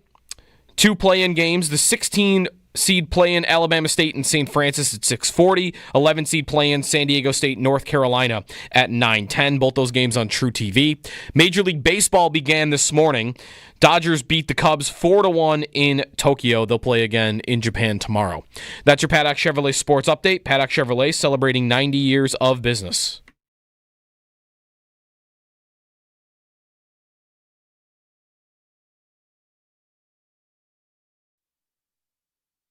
$90 million, $89 million guarantees, which includes the money that is still on the books. It's a massive deal for Stingley. He really moved the market, right? It was at 24 and change, and then it was at 25, and now it's at 30. That is a massive jump. It's also closer to where the top receivers are paid. For a long time, we saw the receiver market go crazy and the corner market go nowhere. It was Jair Alexander at $21 million and then nothing. And then slowly over the course of the last 2 years, it has jumped. And this is the biggest jump for the corner market towards the receivers. It is now closer than it has been in quite a while. Ian Rappaport on the deal for Derek Stingley of the Texans. One thing about these deals now being reported, it's funny because Brad Spielberger had this, formerly of Pro Football Focus. Where is he now? He works for I think he works for a team. Formerly of Viking, director of football administration. He's with Grand Central Sports Management. So, right, and I think he started working with an agency. NIL athletes. He pointed something out, and this offseason has brought it out more than anything. That what started to happen is teams, or I should say agents, whatever, the reporting of these deals is being inflated to some crazy degree. Even to the point where they're adding the money the guy's already making into it, and it's a different year of the contract. It's all kind of wild.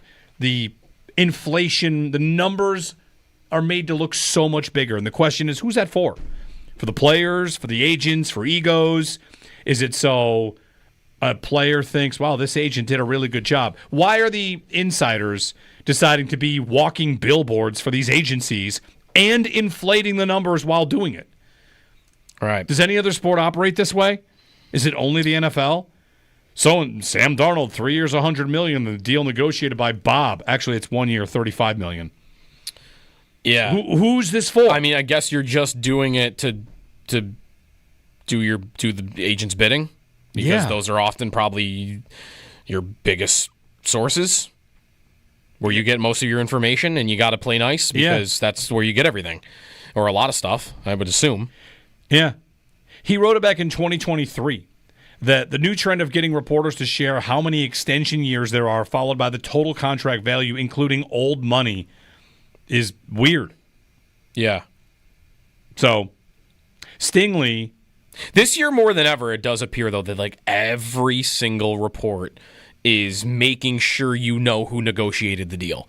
And that's not like it never happened before, but maybe I'm wrong on this. I don't remember every single tweet being agents about news being followed with, this is who the agent is. Well, every agent probably started to demand it once the first one got out there. So Jeremy Fowler on the Texans and Derek Stingley.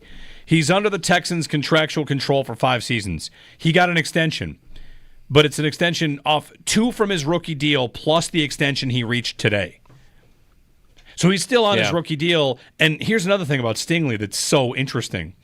This is where first we saw quarterbacks, Then we saw receivers. Now we see a corner. 3 years, 3 years in, let's sign it. Get it done. That's very, very proactive from a team to jump on that ahead of time. Christian Benford for the Bills. Not signed yet. I don't know if it's money. I don't know if it's philosophy. We could... Maybe it's the player. I don't think it is, but... We could debate. We could say lots of different things, Yeah. The other three, I thought the other three would be the easiest. And now you get to the two that are the toughest, Benford and Cook. Bean's been active this free agency period. He's been active in extensions. Shakir, Bernard, those were not back-breakingly expensive deals. Even Rousseau was not massive, massive money at the position. You had the fifth-year option. You wanted to get that done because the fifth-year option, you can move money. And now you have Benford. It's just, we're not going to save a lot if we get it done. Right. And it's going to cost a lot. And we have to decide how much we're willing to pay Christian Benford. So I have no read. The other three to me were easy. I would have expected Shakir, Bernard, and Rousseau to get done. And I have no read for Benford, and I have no read for Cook. They could be announced in 7 minutes, or they could go to the season. And I'd be willing to listen to both as good ideas. Willing to wait on Benford? Yep. I just don't see what the benefit of that is. The benefit would be... Like the benefit... You have concerns about injury. Yeah. You have the franchise tag always as your lever, and the franchise tag on corners right now. Like this is... Think about Cook. Cook says he wants 15. The franchise tag is 13.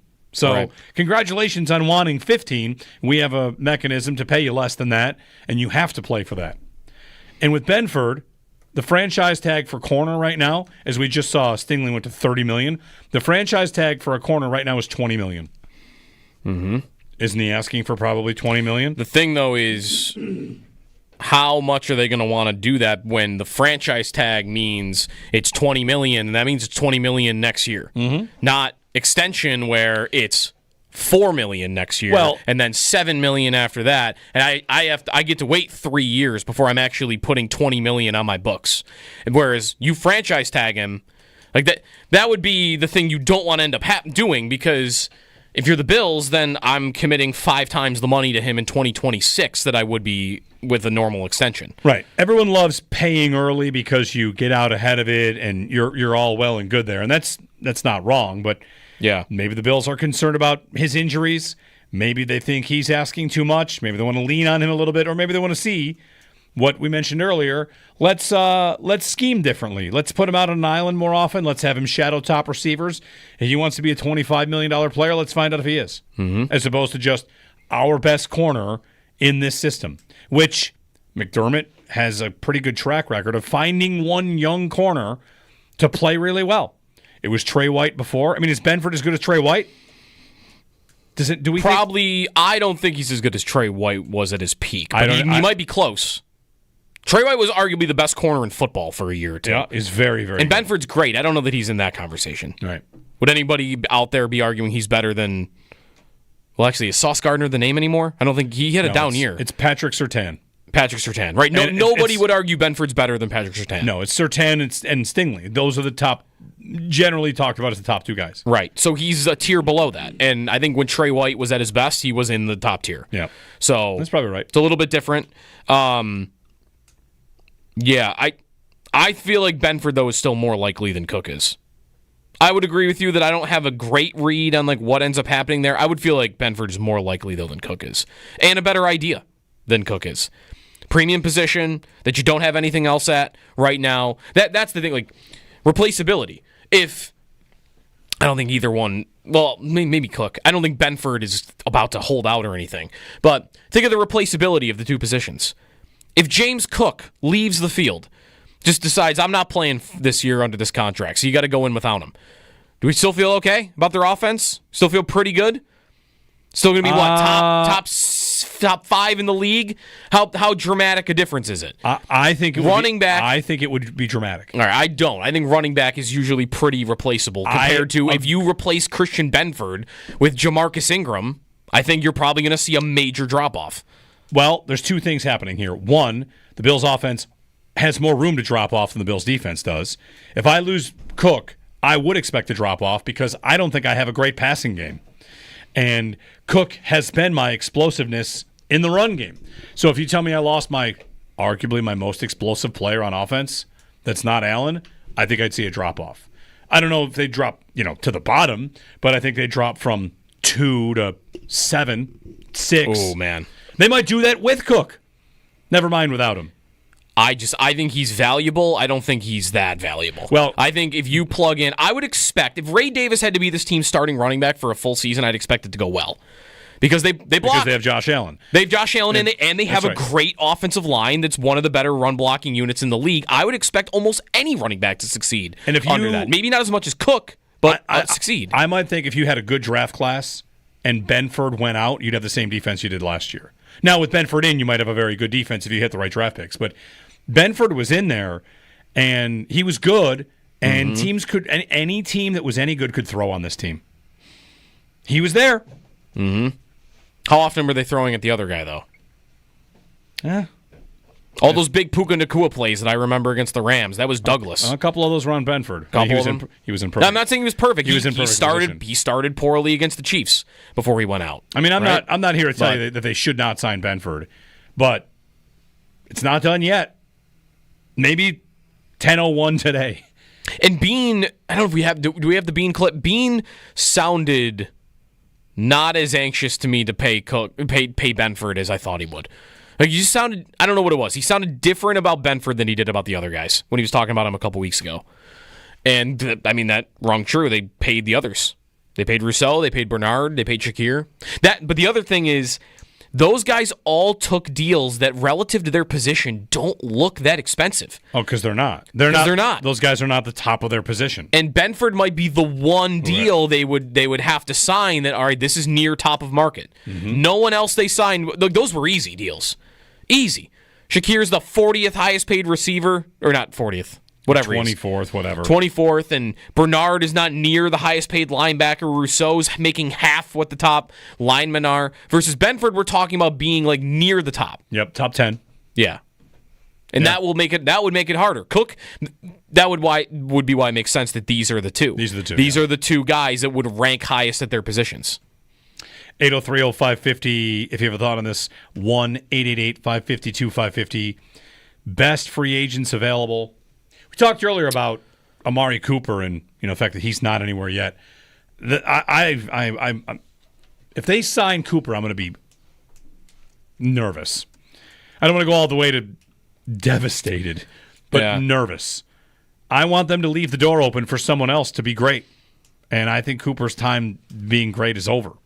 And the fact that he's not signed right now is probably a good indication of that. Mm-hmm. I would agree with that. PFF's top 100 remaining free agents. There are 7 former Bills. You think you can name them? Yes. 7 former Bills. 7 former Bills. Best remaining free agents. Diggs, Douglas, Cooper. 1, 2, 3 on their list. Cooper number 1, Diggs number 2, Douglas number 3.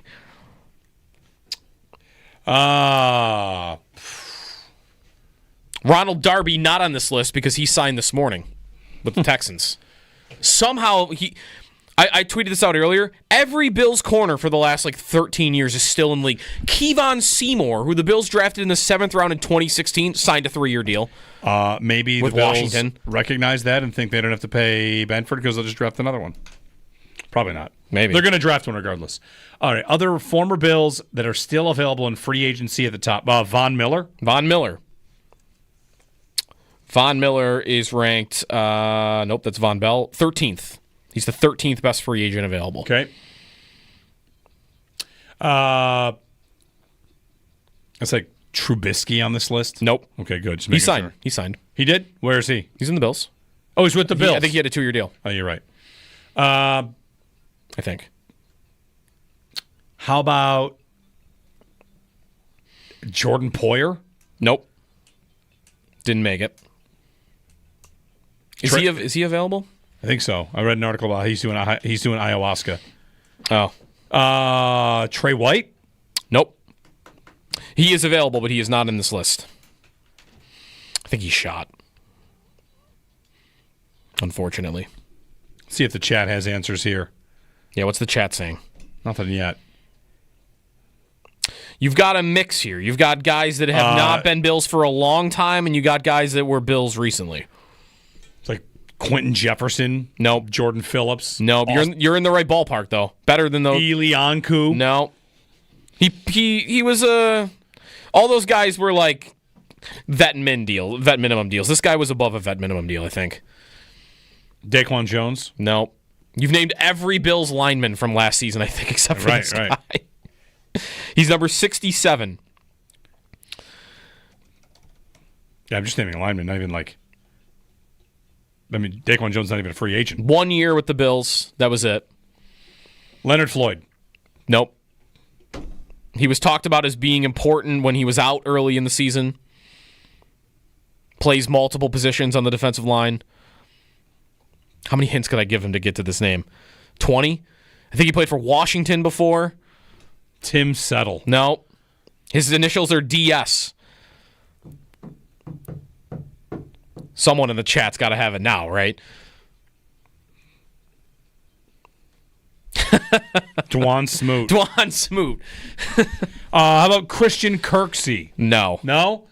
Remember that 5 minutes when the Bills signed that guy and everyone freaked out like the Bills had uncovered some gold standard to make the team? That was a wild 48 hours. And then he never played? No.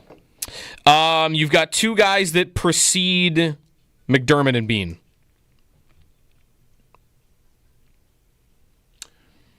Fitz. He's a free agent. Tell me I'm wrong. Was he tweeting about the Rams recently? About coming back and playing or something? It was something about when Puka Nacua changed his number. Yeah. Oh, okay. Oh, to his old number? That's right. He's wearing 12 now. These were Whaley guys. Zay Jones. Nope. Better than that. Good players. Good long careers in the league. Sammy Watkins. Nope. Right position, though. Ray McLeod. Robert Woods. Bobby Trees, 68th on this list. He's the 68th best free agent available. And then number 13th on this list, I think we've mentioned him. He plays a position of need for the Bills. Former Bills first-round pick. Kyrie, no. Nope. Former Bills first-round pick. 9:20. We should be sharp by now. Where's the chat? You're asking me to go pretty far back. No, it's true. Oh, Gilmore. There you go. Gilmore's numbered the 13th best free agent available. All right. No, 18th. Vaughn was 13th. Not bad. Make sure there's no one else on here that spent a second with the Bills. Is Terrell Pryor on this list? No, there's nobody. There you go. I was going to do what's going on in the chat, but instead I have a funny story to pass along. I mean, it's kind of funny. Okay. All right. This is for if you ever think your franchise has hit rock bottom. Uh-huh. Think we have a story of true rock bottom. Okay. It's not the Sabres. This is not the Sabres? No. It's worse than the Sabres? Yeah. The Sabres have never done this. This is from BBC Sport. Here's a story out of Bulgaria. Oh, okay. You tell me if you can find a lower rock bottom for a franchise or any sport than this. You can find it, then I'll agree. Mm-hmm. That's your challenge. In the next 4 minutes, you have to come up with a rock bottom lower than this. Okay. Okay, I'm going to do my best on pronunciations, but Arda Kardzali, that's the team's name, I guess. Mm-hmm. They had a moment of silence before Sunday's game. Both teams lined up in the center circle, bowed their head, and mourned Petko Ganchev before the game. Mm-hmm. So, moment of silence. We're mourning one of our former players. Okay. He's not dead. No. They found out later they'd made a mistake. He's not dead. Yikes. Rock bottom? Does it get worse? I mean, I'm just imagining. They apologized on their Facebook page. In my mind, I'm like, whatever. To figure out how bad this is, I'm going to imagine the Sabres doing whatever he's about to say and then compare it to anything they've done before. And yeah, that's worse. That's a lot worse. It's a lot worse than giving JP Dumont a fake jersey or whatever they did in the 50th anniversary. That's pretty tough. Yeah, that's like people better be fired over that. They wrote on their Facebook page a huge apology and finished it with, we are folding the franchise. We wish Petko Gonchev many more years of good health and to enjoy the success of Arda. Sorry about that. We heard you died. It wasn't true. It's pretty far down. That is rock bottom. It's Bulgarian soccer. That is rock bottom. Yeah, you can't do that.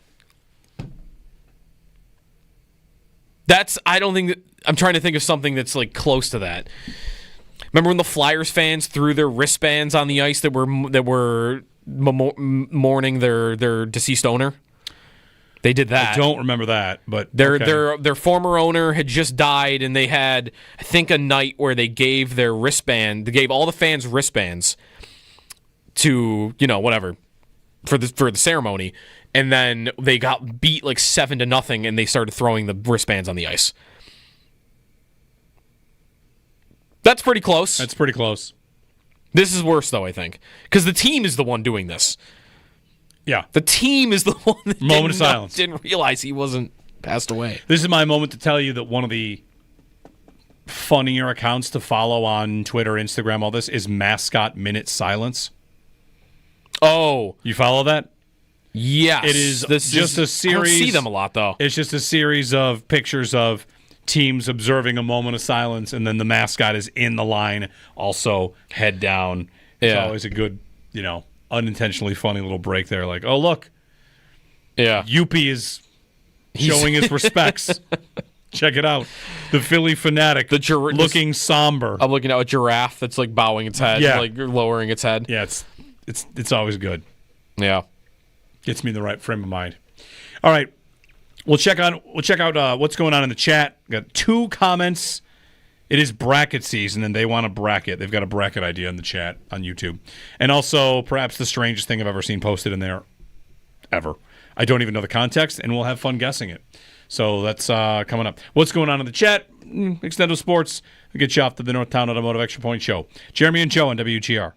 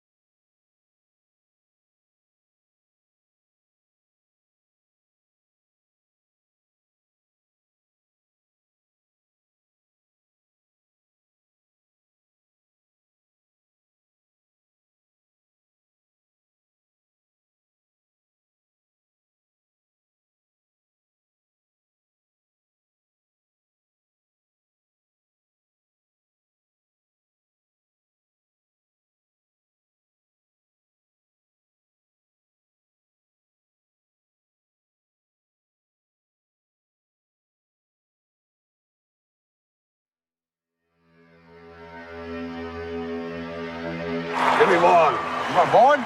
I know he hadn't done very well against this guy, but I got a hunch he'd do. Good morning to the chat on YouTube. The chat we're treating now as a character on the show. See, that's why I love it. We don't even have to mention a guy and just bam, everyone's fist fighting in the chat. The chat is like, you look out in your backyard and you see, like, what are the dogs doing out there? And you just find out, like, they're after something. All right, the chat, YouTube chat this morning, it's been busy. To say the least. Busy.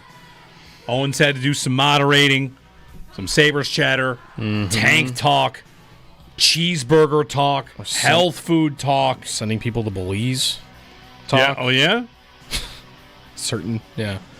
Just wild in there. Movie. One thing they also want is a hat bracket. They want to have some sort of hat bracket based on the hats that we wear every day.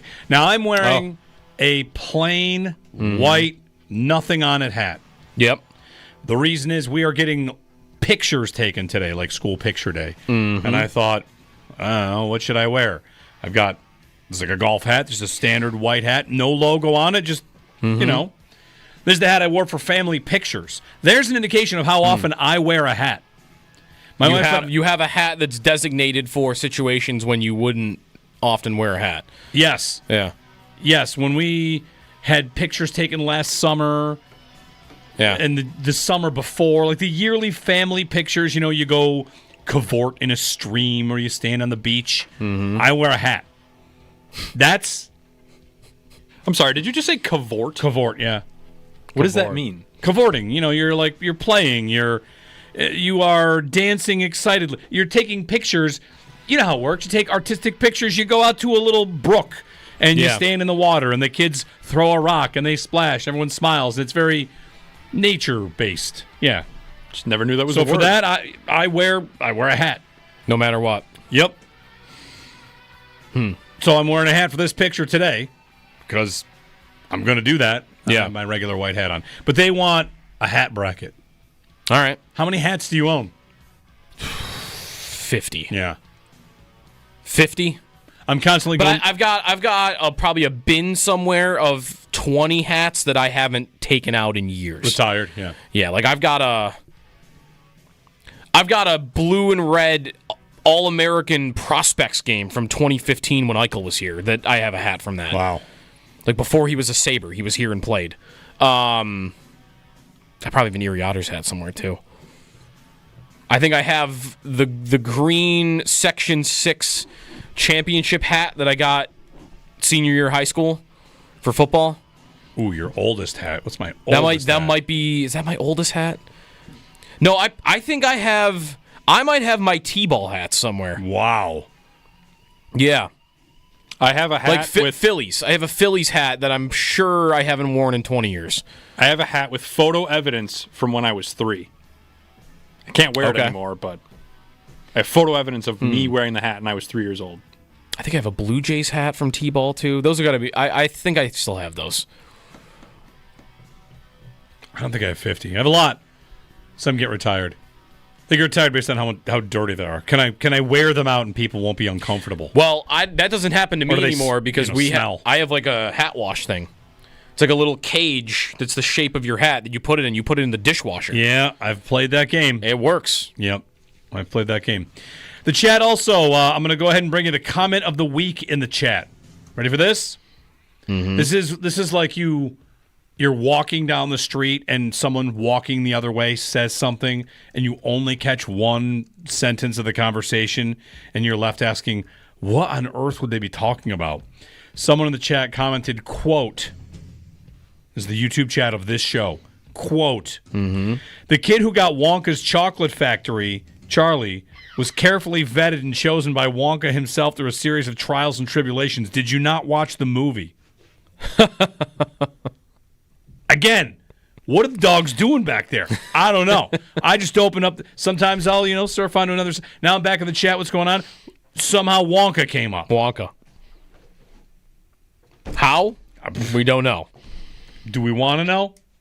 Haven't you I kind of want to know. Haven't you watched the movie?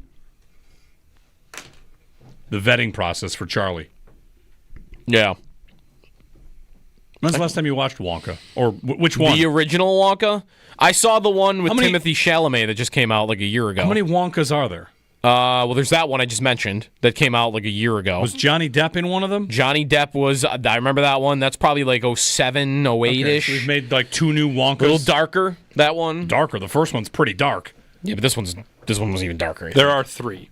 Okay. The most recent one, the Johnny Depp one, and then the original one. Gene Wilder, right? Pretty dark. That's the first one. Yeah. Those are 3. I've definitely seen all 3 of those. Is there another spin-off Wonka origin story? We're 5 years from We're getting one. From an Wait, origin wasn't story. the origin story the Timothy Chalamet movie? Kinda. Not really. Kinda. I didn't see it, so I didn't either. It was more, let's make Wonka into a musical. Okay. It wasn't even a full musical, but there were songs in it, so it was good. It was good though.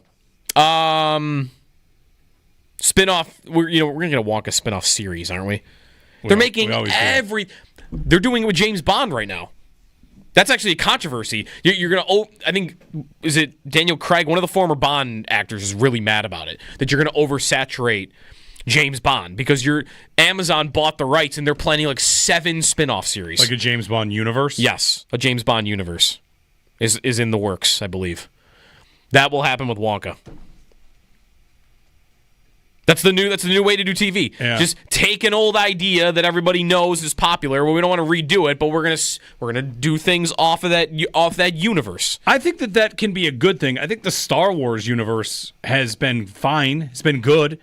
In fact, when they Hit get or miss, right? Yeah, but when they get Some of them a are little bit away from the same 3 people in the Star Wars universe, there's some good stuff, and I think that. Yeah, The Mandalorian was good. I think the concept of going in further into those stories and other stories in the same universe, I think that can be a good idea. I don't mind that. What other universes it really worked in, though? Like, what other universes do we need? Yeah, how many? We were going to get a Bond one. Do we need a Wonka one? What movie needs a universe? Do we need the Goonies universe? I mean, that's just Earth. That's just... Okay. But it's... Yeah, but it'd be like treasure hunting. Like that sort of vibe, right? Yeah, I guess. It's just Oregon. The Goonies universe is Oregon in the 1980s. There is a pirate ship involved. Do we need more Stranger Things stories? I mean, there's going to be another season of that soon, right? Yep. Happy Gilmore 2 is coming out. Yes, the trailer was announced or released today. Just watched the trailer. I will confess, I laughed at the trailer. I did. I laughed. What was the part you laughed at? It's the very end, but it was funny. It was Happy Gilmore at a golf simulator. Does that mean you'll watch it now? I don't know. The last time a sequel came out this far after the original, and I said, "There's no chance I'll ever see that." It was Top Gun, Maverick. I'm never going to see that. There's no way it can be good. I will never watch that movie. And then I watched it, and it was great. It was great. It was great. Didn't you watch it on an airplane? I did watch it on an airplane. I think that kind of makes it worse, though. No, airplanes make every movie better. The movie theater makes especially every an airplane better. movie too. Airplanes. When you watch a movie on an airplane, you're going to like it more no matter what, because the alternative is sitting on an airplane. You're just stuck there. You're happy to have a movie. If it's an emotional movie, you're going to cry more. If it's a laugh movie, you'll laugh more. Your emotions are heightened on an airplane. That's my theory. No. That's not right. Because wait, you're gonna laugh more if it's funnier. Everything's better. You're thankful. In public. You're thankful, and you're the only one watching it. You're not gonna laugh out loud in front of. I mean, some people will, but not everyone's gonna feel as comfortable just in front of everybody. You got your headphones on. Everyone else got headphones on. You might as well be in your own little capsule. But you're not. Am I going to see Happy Gilmore 2? I don't know. I don't think so. Is this a theater one, though, or are they doing like this straight to Netflix or something? That's a great... If it's straight to streaming, then I probably will see it. I don't have the answer to that. That's a good when question. It comes out. From everything that it's been posted about, it looks like it's straight to Netflix. I'll watch it because I loved the first one, and it's one of my all-time favorite movies. So the nostalgia, I'll do it just for that. I have no expectation it's going to be good, though. No way. Yeah. It's not impossible, but I would bet on it's not very good. Did you see? Did you see Kyer Elam's quote? No. What's he saying? Elam was asked why things did not work out in Buffalo and his expectations going forward. Quote: Coming to Buffalo, I was a kid that just wanted to improve and learn and really show off my talents, but I was always put in the back seat. I continued to put my head down and work, continue to make plays throughout the season and the playoffs and stuff like that. I just took everything I learned from there and all the baggage and improvements I felt like I needed to make and packaged it up and worked on it every day. I don't really see it as negative. I really see it as a growing opportunity for me to go shine somewhere else. All that sounds fair to me. Yeah, I don't think it's wrong. All that sounds fair. I tried. I made some plays. I never felt like I was given an honest chance. It might be two sides to that story, but I don't think it's totally unfair for him to say that. I mean, you made the Rams example earlier. Like, this was one guy where there was never really a long period of time of, let's just throw him out there and see. Yeah. It was never more than a couple of games at a time because, there was injuries, right? That's really the only time he ever went in was, do we have an injury? All right, put him in. That was it. There was no throw him in, see if he can grow while playing. Well, again, he had good numbers while playing. Yeah. But only they never got to trusting him enough to put him in for more than... He had one stretch in his rookie year where he started 6 games in a row. And other than that, never more than 3. It was 1 here, 2 there, 1 here. That was his career. Our thanks to the chat, to the bullpen for getting things rolling today, and that's our segment, What's Going On in the Chat, also known, a.k.a. the bullpen. I just like calling it the chat. Deion Sanders wants to get a spring game for Colorado football. He wants to be on ESPN2, and he basically wants a preseason scrimmage. He tweeted that out, or there's a report about that, and Syracuse's coach, Fran Brown, said, we'll come, and I think that's pretty cool. Would you watch Syracuse, Colorado football spring game on ESPN2? I mean, I might not watch that either, but football. I might. It's football. Is it going to be like a real football game, or is it going to be coaches blow the whistle, simulated scenarios, maybe some red zone? Touching, but more like a joint practice in the NFL? That's a good question. They'd go for 3 days, and they would joint practice for a while. I'm someone that I'll have to admit up front, I don't think I've ever watched a second of a single spring game. So what are those? Are those real football games, or are they simulated? Like simulated practices, basically. One thing they do is it's real game. It's a scrimmage. It's a game. Okay. 11 and 11. They get 100,000 people for those. Yeah. In like Nebraska. I would tune in depending on the date and the time. I'd be curious about it. Probably wouldn't watch the whole thing. But if this starts a trend and suddenly I get a Alabama Clemson Spring Classic. You're talking about a 4-team spring tournament the way they do college basketballs. But in this way, we're doing it way before the season. Right. College basketball does it, like right before the season? If players got paid, they would start to do it. Mm-hmm. Hey, ESPN is how far away from that? There's going to be an April, Alabama, Tennessee, Texas exhibition club. Michigan 4-team tournament. 2 weeks. Shouldn't this replace the bowl games? I don't know, replace bowl games. Skip your bowl games, get your sponsor money, pool it up, and instead of sponsoring, some game that nobody cares about right after the college football season, let everyone miss it a little bit. Go by 3 months. Everyone's starving for football in the middle of April. And, okay, that bowl game that you wanted to play between Michigan and Tulsa, now you're going to play it. Now you're going to play it in the middle of April. Bet you'll get more interest in the middle of April for that football game than you'll get right at the end of December when everyone's just waiting for the playoff. Maybe. And then a lot of the bowl games, these players are opting out, and you're getting half the team as it is. Right. Now you get the next year's team. Do you want to watch guys? That's the other thing. Do you want to watch guys on the way out in December, or do you want to watch guys on the way in April? Yeah, it's a fair point. Just move the bowl games a few months. Bowl season in April. Kind of like this idea. Just kind of stumbled into it. 803-0550 to join us. 1-888-550-2550. Extendo Sports coming up. We'll wrap up the show and hand off to Sal with the Northtown Automotive Extra Point Show coming up next.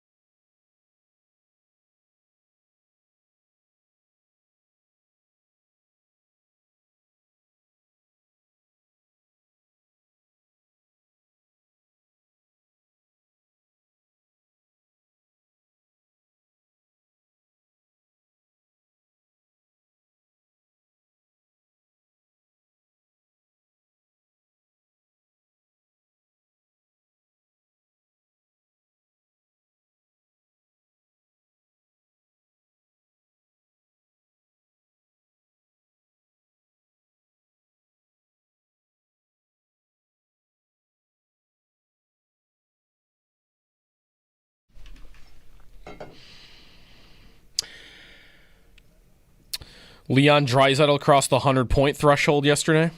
7th most all-time. I saw this, that it was the list of every team's 100-point seasons and how many they had. Edmonton has 42 100-point seasons in their history. How many do the Sabres have? 4. 6. Versus 42. Which, I mean, Gretzky and right. McDavid, it's obvious, but pretty wild. Ovechkin's chase continues. There are 9 games in the NHL tonight, and the Caps are at home against Washington. Detroit. He has 9 games left. He has to score 8 goals. No, there's 9 games tonight. 9 games tonight, yeah, sorry. He's got 16 games left. Okay. Could still do it. A hat trick would help. Still minus money I saw on the betting sites to break it this season. 15 games remaining. Yep. 9 goals to break. He really might go into the last game needing a goal. Or 2. Yeah. It'll make the last game much more dramatic if we know this is the last chance for him to do it for at least, 4 months. Yeah. Or however long. High today, 58. We'll talk to Joe Marino tomorrow. Get his thoughts on Christian Benford. If he's a top 10, top 5 corner. I mean, the Derek Stingley money is big money at corner. And those salaries, it's funny, the story is that corner salaries are catching receiver salaries. Mm-hmm. Maybe. There are still much bigger salaries at receiver. I mean, Jamar Chase is $40 million and Stingley is $30. Mm-hmm. That's a big gap. Yeah. I wouldn't expect corners would catch receivers, and there certainly aren't enough corners to get to that top dollar amount. But good to see him catching up a little bit. I mean, the top edge rusher is still 40. What's the top linebacker? What was that? What was Edmonds? 18? Yeah, I want to say like 20. Edge rusher linebacker is 40. Top defensive lineman, defensive tackle. Mm-hmm. So, offense pays more. Is there another quarterback contract that has to happen this offseason? I don't think so. So we're gonna be a while on that. There really weren't any then, right? This wasn't an offseason where Allen got redone. Mahomes could always get redone, right? I guess, is that because there was a draft class? Yeah, you know what it was? 2022, right? The reason there's no big contract this year is because we're 3 years removed from the Kenny Pickett, Desmond Ridder, Malik Willis, the first 3 quarterbacks picked. Right. 2023 is... Although that's Purdy. That is Purdy. And they're clearing room. He's due. So maybe Purdy would be the one that gets paid. Yeah, next year maybe Bryce Young, C.J. Stroud conversation begins, Anthony Richardson. That's going to be Stroud and, who else? Maybe just Stroud right now. Maybe just Stroud. And even him. And he had a really rough second year. They couldn't protect him. All right, we're back tomorrow. Thanks for calling, texting, listening, chatting, all that good stuff. Enjoy the day.